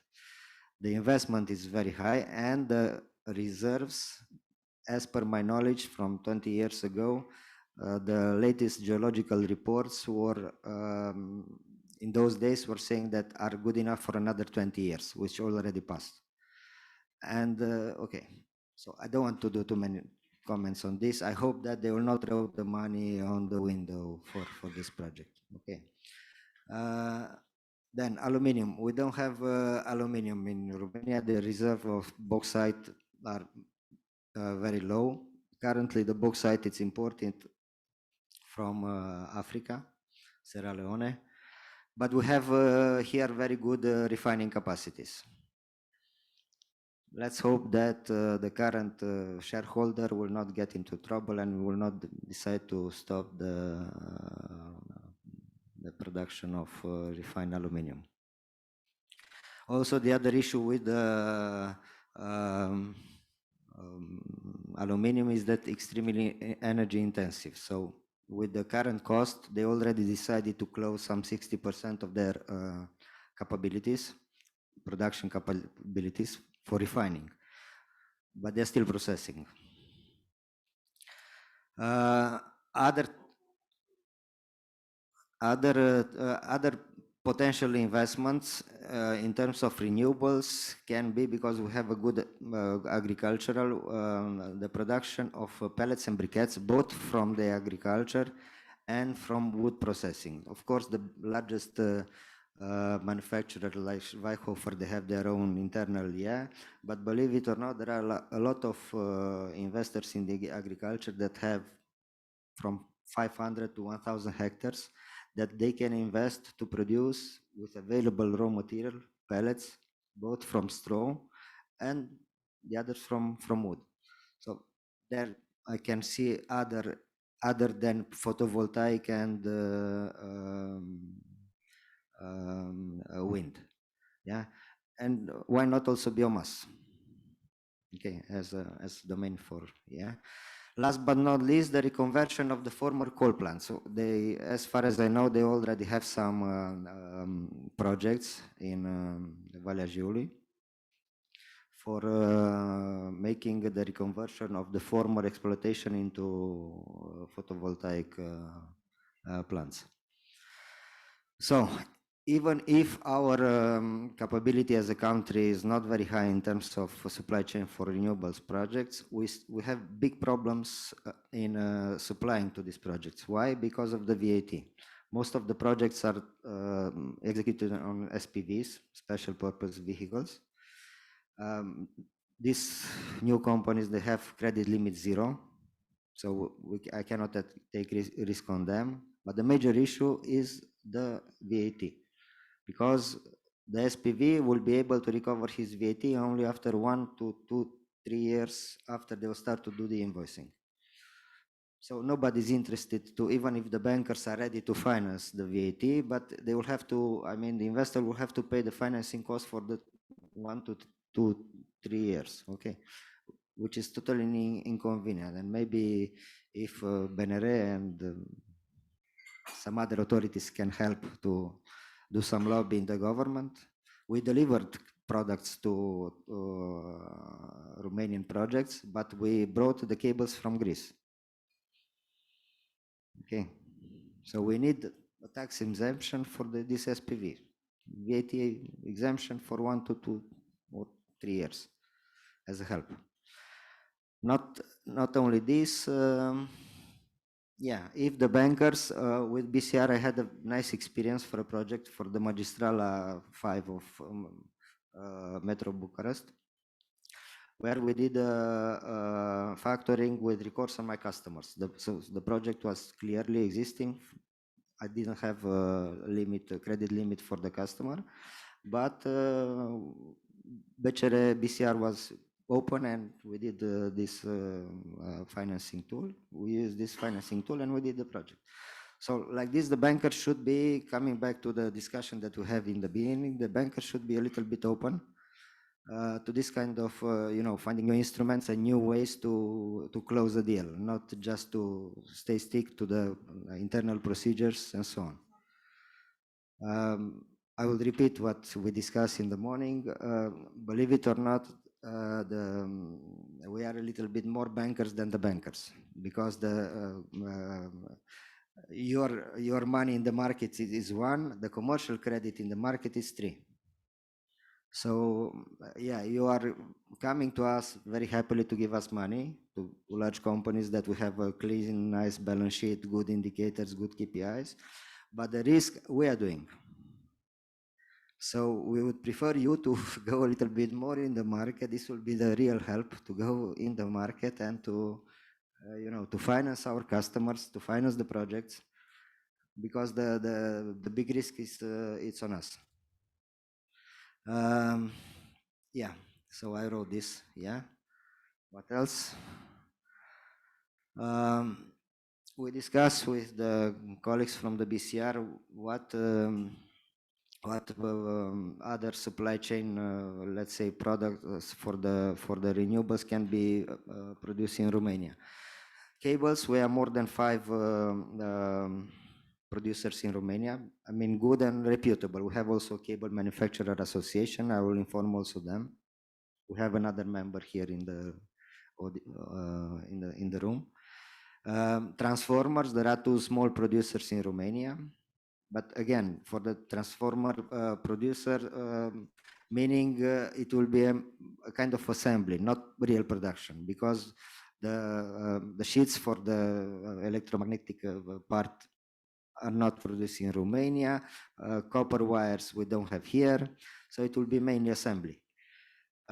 And again, assembly for PV panels. for my taste, and I'm studying this domain for long time, production and R&D in Romania, or for that matter in Europe, in the next 5 years, it's impossible of the PV panels.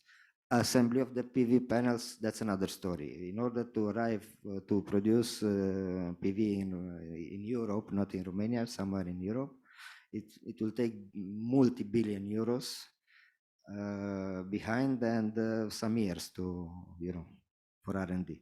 So I don't see this, all the money that will be spent now on photovoltaic, most of it will go to China for the PV, and including the inverters. Last week it was a fair in Munich. I don't know how many of you attended it, but I had some discussion with people who visited, and 99% of the exhibitor in Intersolar in Munich were Chinese. Okay, under the umbrella with the cover face of a German or Belgium company, Italian and so on, but behind 100%, almost 100% Chinese. Okay, and from the visitors, some 30% were Romanian. As a joke. Okay, so assembly lines for biomass. Again, coming back to what can be done by the bankers to support the Romanian contractors. The largest wind farm in Europe, Cogelag plus Fontenelle, it was done by, I would say the name because I'm proud of them, Energobit. They have the know-how, okay. And these guys, they can go to, I don't know, to Portugal, to whatever, to transfer the know-how, but they are under-financed. Why they are under-financed? Because in the last couple of years, there are no projects, so they didn't have job.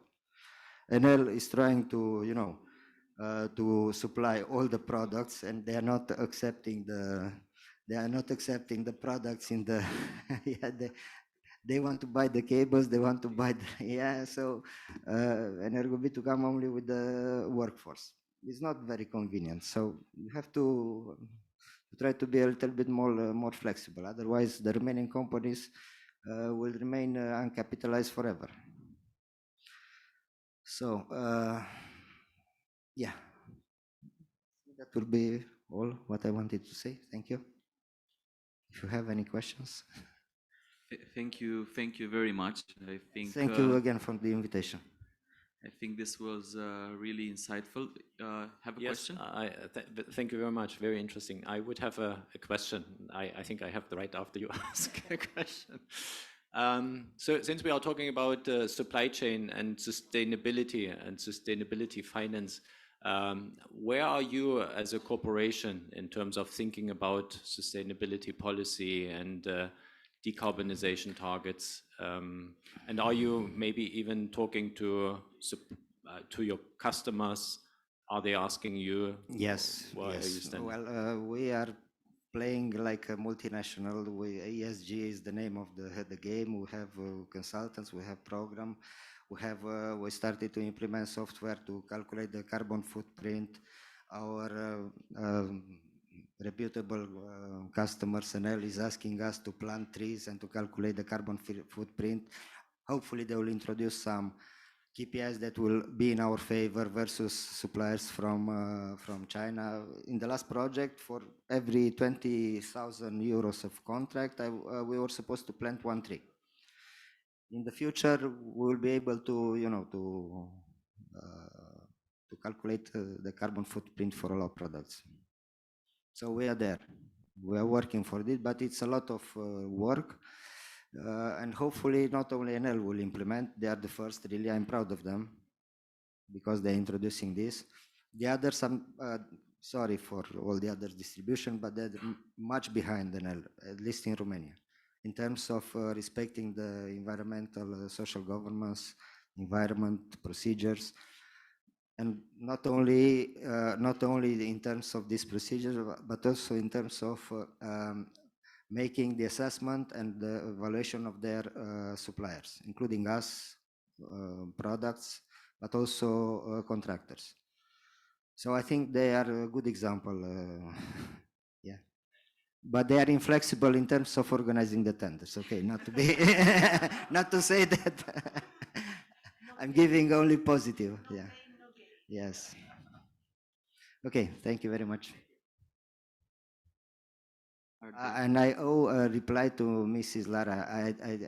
In the beginning, you mentioned about the lack of skills. I slightly disagree with you, and I will give you one example.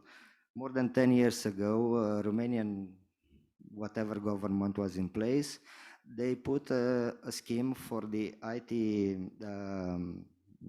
let's say, workers not to pay taxes. Since then, both individuals and schools and businesses, they develop a lot in terms of IT, only because it was an incentive for that particular segment of workers. And this was the cherry on the cake was the sale of the listing of a Romanian company like a unicorn in New York Stock Exchange, UiPath. Maybe you heard of it. So this is an example that if there are some incentives in place, an entire group of workers are evolving, the schools are evolving. Okay, those guys are not paying taxes to the state, but they are spending their money here. They realize that earning 1,000, 2,000 euros in Romania, it's giving them a much better living than, gaining 5,000 in London or in Rome or in Milan.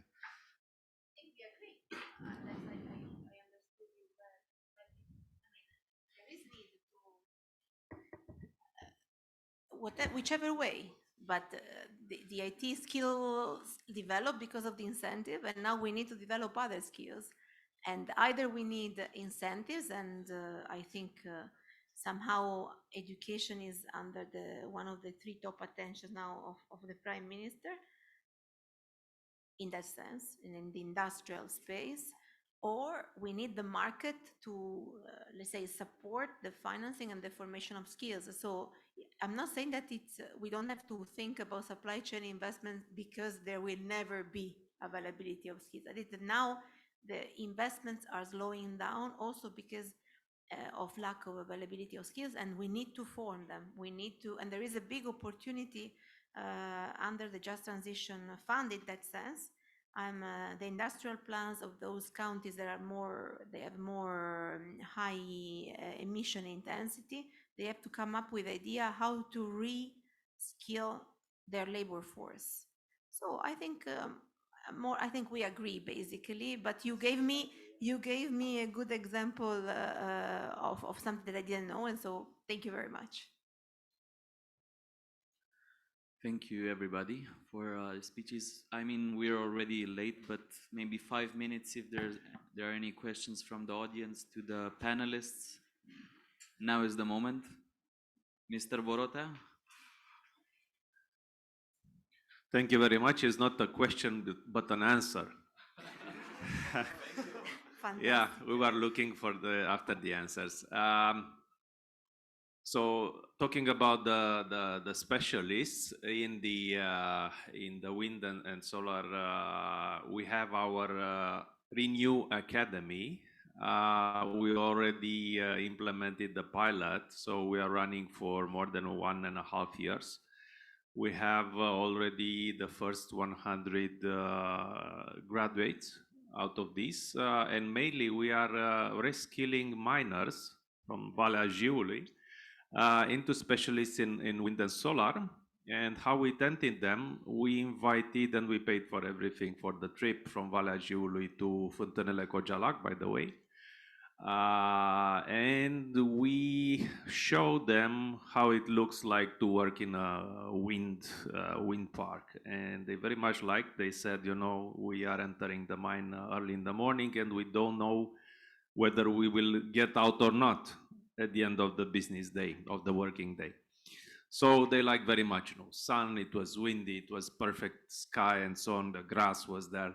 So they really much liked to go, and they spread the word one to the other. So we are facing huge challenges in welcoming all all participants who would like to graduate. So our idea is to extend the pilot for the next 5 to 7 years and to reskill something like 5,000, maybe more miners, especially, but all who'd like to really enter this academy are welcome. So I would say that from this point of view, we prepared the specialists. We did it on our own.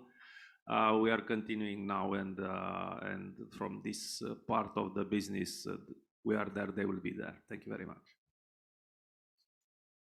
Thank you. Roxana?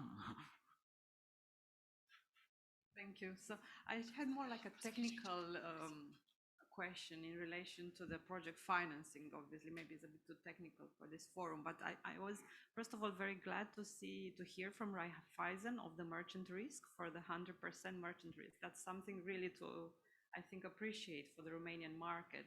And I was just very curious to learn about the other IFIs and commercial banks, like what would be their appetite for the merchant risk, because obviously it's really hard to lock in cash flows in a long-term PPA with today's prices, because everyone is trying to get as much equity upside as possible in this few years, let's hope, of high electricity prices.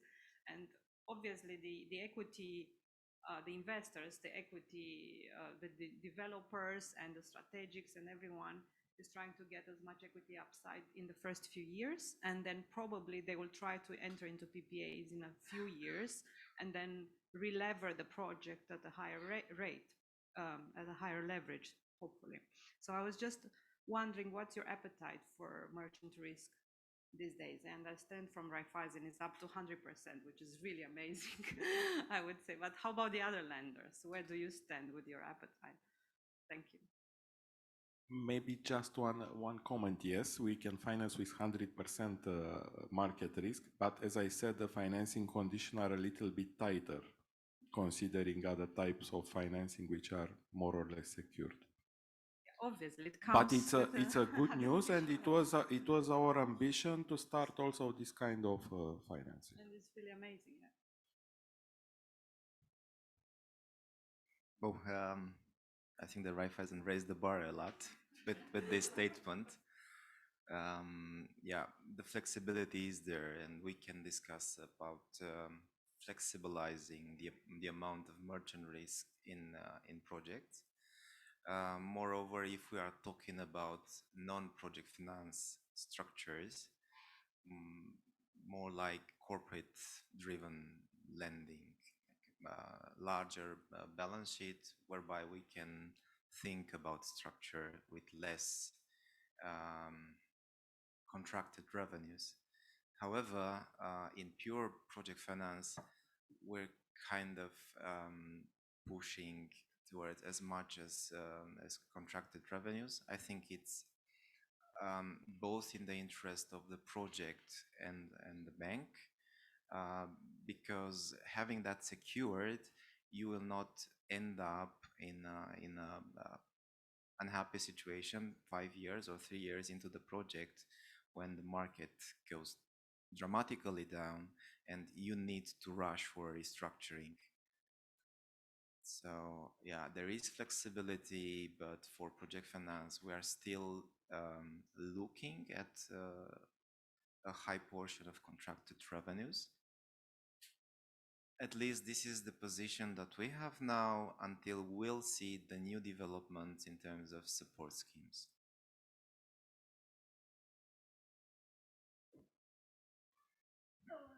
Yes, so basically, in our view, the prudent way would be that at least, let's say, the debt service should, from the project, we generally should have a PPA and potentially also a merchant part, should cover the debt service, because the senior debt, it depends on the start. So the senior debt should have a cash flow. So it's more or less in the direction that my colleague from UniCredit pointed out. Otherwise, there has to be many other mitigations, like who's the sponsor, recourse, guarantees, equity level, and all the others. And then you have a much tighter package to, let's say, secure that cash flow gap. So I think really we, from our point of view, would prefer to start from that point. Thank you. Okay, good morning, everybody. My name is Marius with Sustainable Green Energy Group. First of all, thanks to the organizer for a great event, 2 days packed, and I have a lot to digest. Now, in today's, say, comments, first of all, if Raiffeisen put it at 100%, I think UniCredit should go 110 and then BCR 120, and that will be sufficient. But now going to more, more easy approach and to the point, I am very interested to find out, based on what you guys have already done, what is the bank timeline for, for providing, even at early stage in greenfield development, not a term sheet, but an indicative offer. Like, okay, guys, this is how we're gonna do it. Like in project financing is done in the early stage, what is your timeline as banks financing even from greenfield? And then another question that I have is for Lara. I know you said something about labeling green, if this and that. Very specific question. If we have a factory in Romania that is producing panels, now would you, in your terms, consider it green if it also has panels on the rooftop producing electricity to be used in the factory to assemble the panels? Or is there another way of leveraging this? Thank you.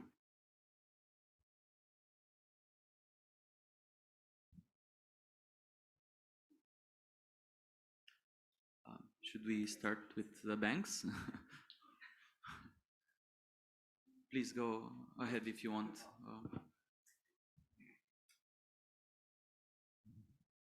Yes, thank you very much for the questions, and we are very happy to see that there is an appetite also for the developers to approach the banks in respect of this kind of structure financing. So just coming back to the timing regarding the term sheet, the timing is probably 3 to 1 week to have a full detailed term sheet, but I mean the quality of the information behind the term sheet is important. Otherwise, as I said, this kind of financing with new technology, with very short track record in the market, comparing other segments, need to be a little bit more documented comparing other type of financing. So I would say, from my point of view, not the timing, it's a problem. We can adapt to a very short scheme. Okay, short scheme, but considering project finance, I mean. But the quality of the documentation should be there before the term sheet. I was earlier saying that we spend a lot of time in the first phase of the in pre-investment phase, and this is where both sponsors and banks are investing a lot of time. So the answer is not that straightforward. I would say, yeah, it is possible to have a heads of terms in a couple of weeks, 1 week, 2 weeks, considering that the concept is clear to the bank, and the minimis due diligence, pre-due diligence that the sponsor has prepared is there, and we can rely. And we don't want to throw out term sheets that we cannot live up to and to finance it. I will have to get out of my moderator hat and enter the project finance hat. From our perspective, I mean, project finance is a very tailor-made process. It's better that the term sheet and the discussions, the real discussions with the bank, start when the company already has a connection permit in place and the connection contract in place, because that's the moment things really start moving. Before that, of course, a bank can, I mean, we can issue a head of terms, a very broad one, which are not particular, of course, indicative. And one additional point I would say, I mean, you always have to take consider the due diligence. I mean, due diligence is a very important step of a project finance transaction, and this could take, depending on the case, from 3 weeks to 1.5 months. So this is something which you always have to take into consideration. So if you arrive with you have a connection permit and a connection contract, then probably to have a term sheet, a couple of weeks, due diligence, 1.5 months should be clearly budgeted, and then approvals, it takes another month, and documentation another half a month or something like this. And this is something which I think this is typical for project finance transactions. And okay, the difference from one bank to another, of course, it could be, I don't know, 1 week, 2 weeks, but the process is the same. It doesn't change. What is important for you as a developer is to talk to the bank and see if they have space, how is their timeline, and if they have other projects ongoing, so that you can understand if there will be any delays. This is much more important. Thank you. So I go on my question. Before I touch upon this, that it's relatively easy, I want to touch upon the connection permit and what Sebastian was saying, and I think what Joanna also mentioned earlier on. What we understand now, also from investors in the renewable energy, the ones that we are in touch with, there are issues in the capacity of the transmission grid. And when I say issue, I say big issues. I mean, not something that you can solve it in 3 months or 6 months. There is the need, in order for this potential of renewable energy that is actually materializing, in order to become operational, we need to dramatically increase the transmission capacity in the grid, and particularly in those regions where there is more, for example, wind potential. Also, they are particularly disconnected, so to say, or the Dobrogeto to say one, but the grid is not as, let's say, big in terms of capacity as needed, and it's not as intense as needed. So there is also an intensity issue. So I would invite the association to convey the message to the Prime Minister. That is, I didn't know about the copper industry. In the meantime, I got the information. But what I want to say, we find in Prime Minister Ciucă a Prime Minister very close to the economic interest, to the private sector, compared to recent past. And we have signed in February an agreement with Transelectrica, an advisory agreement to help them revising their approval processes internally and their preparation, the preparation for investment. So we were already on the starting line to rush into a fast race. But unfortunately, since then, pressure disappeared. So I invite the association and the stakeholders to really, since Transelectrica depends on SGG, on the General Secretariat of the government, for Transelectrica to focus on this and on preparing and producing a large number of investments on the transmission grid. I think this is really part of the deals that we are talking about today, even for the banks, because it will end up being one of the biggest constraints, and this is peculiar of Romania, I would say. We don't see the same in other countries. Sorry that I went into this direction, but I would have told Adrian at the end of the meeting, and so I take this opportunity given that we are late. Of course, if they are prosumers, a factory, and they have solar power panels on the roof, this will make them greener. It will not be a 100% green in terms of eligibility project. Let's say 100 is the cost of the investment. We say, okay, we add up the production, we add up the electricity generation, we come up with 70-80%, not 100%, which means that for us it's eligible. We will finance it, let's say, but it will not be part, for example, of our green bonds. So in terms of indicators, bank-wise, we will not be able to count them in that sense. And I think here eligibility is much beyond taxonomy. I mean, we say taxonomy because this taxonomy is like the first filter, but there is much more of that. And I want to say that even for us, even for IFAs, we are, it's a groundbreaking territory, the way we calculate CO2 emissions on our investments. I think we have changed it and adapted at least 3 times since we are because we learn by doing, we refine it, and as I said, it goes much beyond taxonomy.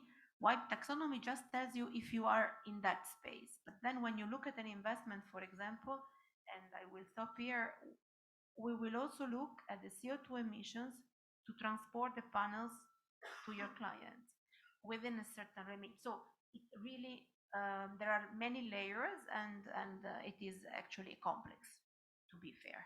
Thank you. Thank you, Lara, and thank you also for mentioning the grid topic. I mean, for sure, Transelectrica could start right away in optimizing at least the grid.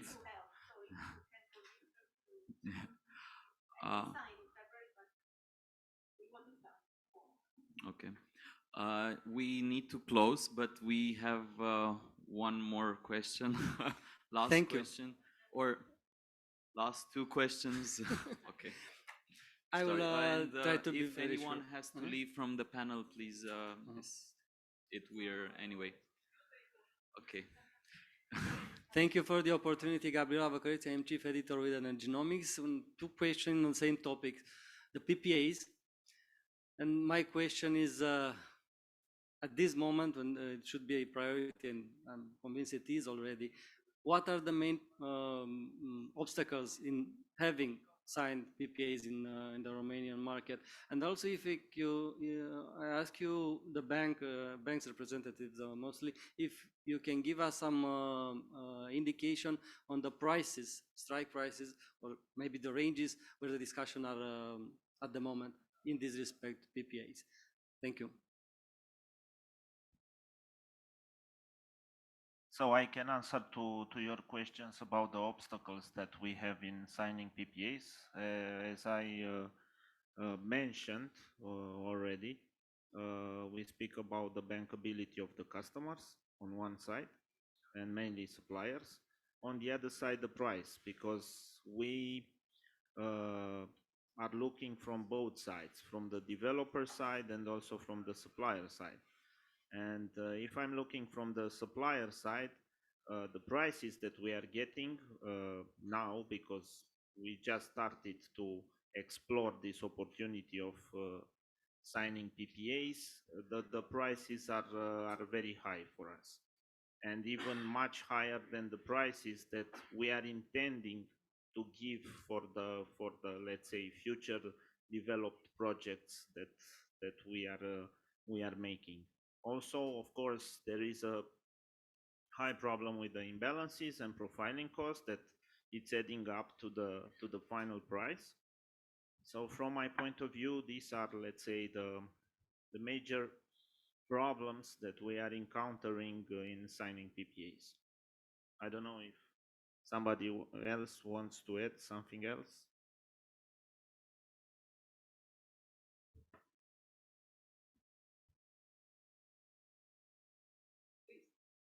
Okay, Florian Nagel from Big Rim. We're a power utility in Southeast Asia. So first, a comment to the grid issue. I've heard that been talked about in Europe a lot. What a topic which is not talked a lot about is, balancing storage. That legislation needs to be changed on that. And so that's not a question. It's just a comment. That this topic needs to be addressed. Otherwise, you run into issues like we've seen in Vietnam, where they built 8,000 megawatts in solar in 2 years, and then they had to stop everything. Now you've got 25% curtailment, and all the projects are in trouble. So this is a topic which needs to be that was a comment, and now comes a quick question. So the big elephant in the room. What are the interest rates here in Romania, and where do you see them going for project financing with all the inflation that's up and coming? I'm asking this because throughout Europe, we've seen very different interest rates. So I'm just wondering what it looks like here.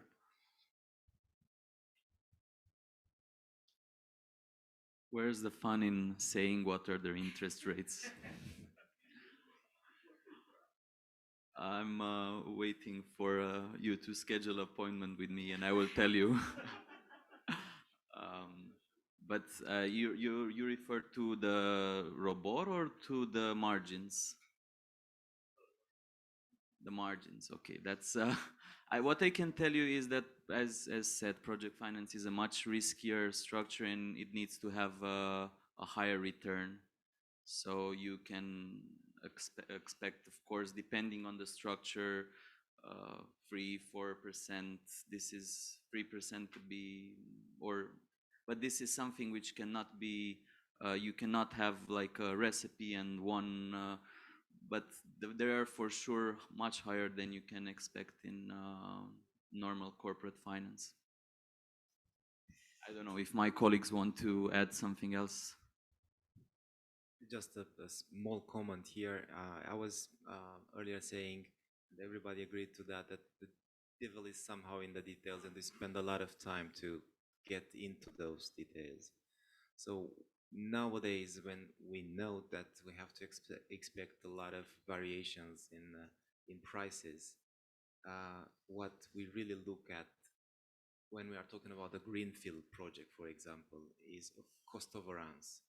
If the investor is realistic enough to put an amount of cost overruns in the projections and to have some buffer over there, this is very important, and this is how we tackle partially tackle the topic of inflation, at least for the period of the development of the project. In terms of interest rates, like elsewhere, I mean, it's simple as hedging. Whenever you want to lock in a certain interest rate, you have the option of hedging, and actually we demand this for most of the project finance structures. I don't know if these two answers are good enough or answer the question. Yes, I think it's a fair question. Definitely, at least something to be locked on in the cost of the project, and I totally agree that to fix the interest, it's a good decision today. Definitely, the cost is depending with the period, and project finance is usually long-term finance. And for coming from here, maybe the cost to fix the interest it will be quite high. Speaking about floating rates, yes, there is a margin before completion and after completion. Probably it's, as my colleague said before, 3 to 3.5, 3.75, depends a lot when the project actually it will reach the grid, I would say. That's why I said before there are many discussions, but due to the workforce problem, delaying due diligence, delaying completion with the grid procedures, then if we are discussing about 6 to 9 months financing period, the interest might be different because the market is quite volatile. And finally, on the topic, maybe I'm a bit more in a privileged position because I can say, I mean, we are seeing ourselves as a partner to the commercial bank, particularly if there is already a market. And we would definitely not substitute, we would partner up, and we would try to match what the commercial banks are putting on the table. We see added value in us being involved in financing structures, and would try to match, which is an easy answer, I know. And just a quick overview about the finance. In order to have a comparable price, let's look at the euro financing from abroad versus the euro cost from the local banks. And there are many Romanian companies that finance directly from abroad, from non-resident banks, or directly from the parent company. And we looked at the price. If the Romanian companies that finance from abroad got a better price that they would got from the local banks. And the picture is quite mixed. On average, and looking on a 10-year tenor to be representative, there are many periods when it would be cheaper to finance in Europe from the local banks because the average interest rate in Europe is lower compared with average interest rate that companies got from abroad. Might be a price transfer or not, but at least there are some good resources and maybe cheaper locally compared with what you get from abroad. All right, thank you all. This wraps up the workshop. Thank you, dear speakers, for an obviously engaging discussion. And thank you, dear guests, for your attention. We've prepared some drinks and some food so we can continue talking in the lobby. Thank you all for coming.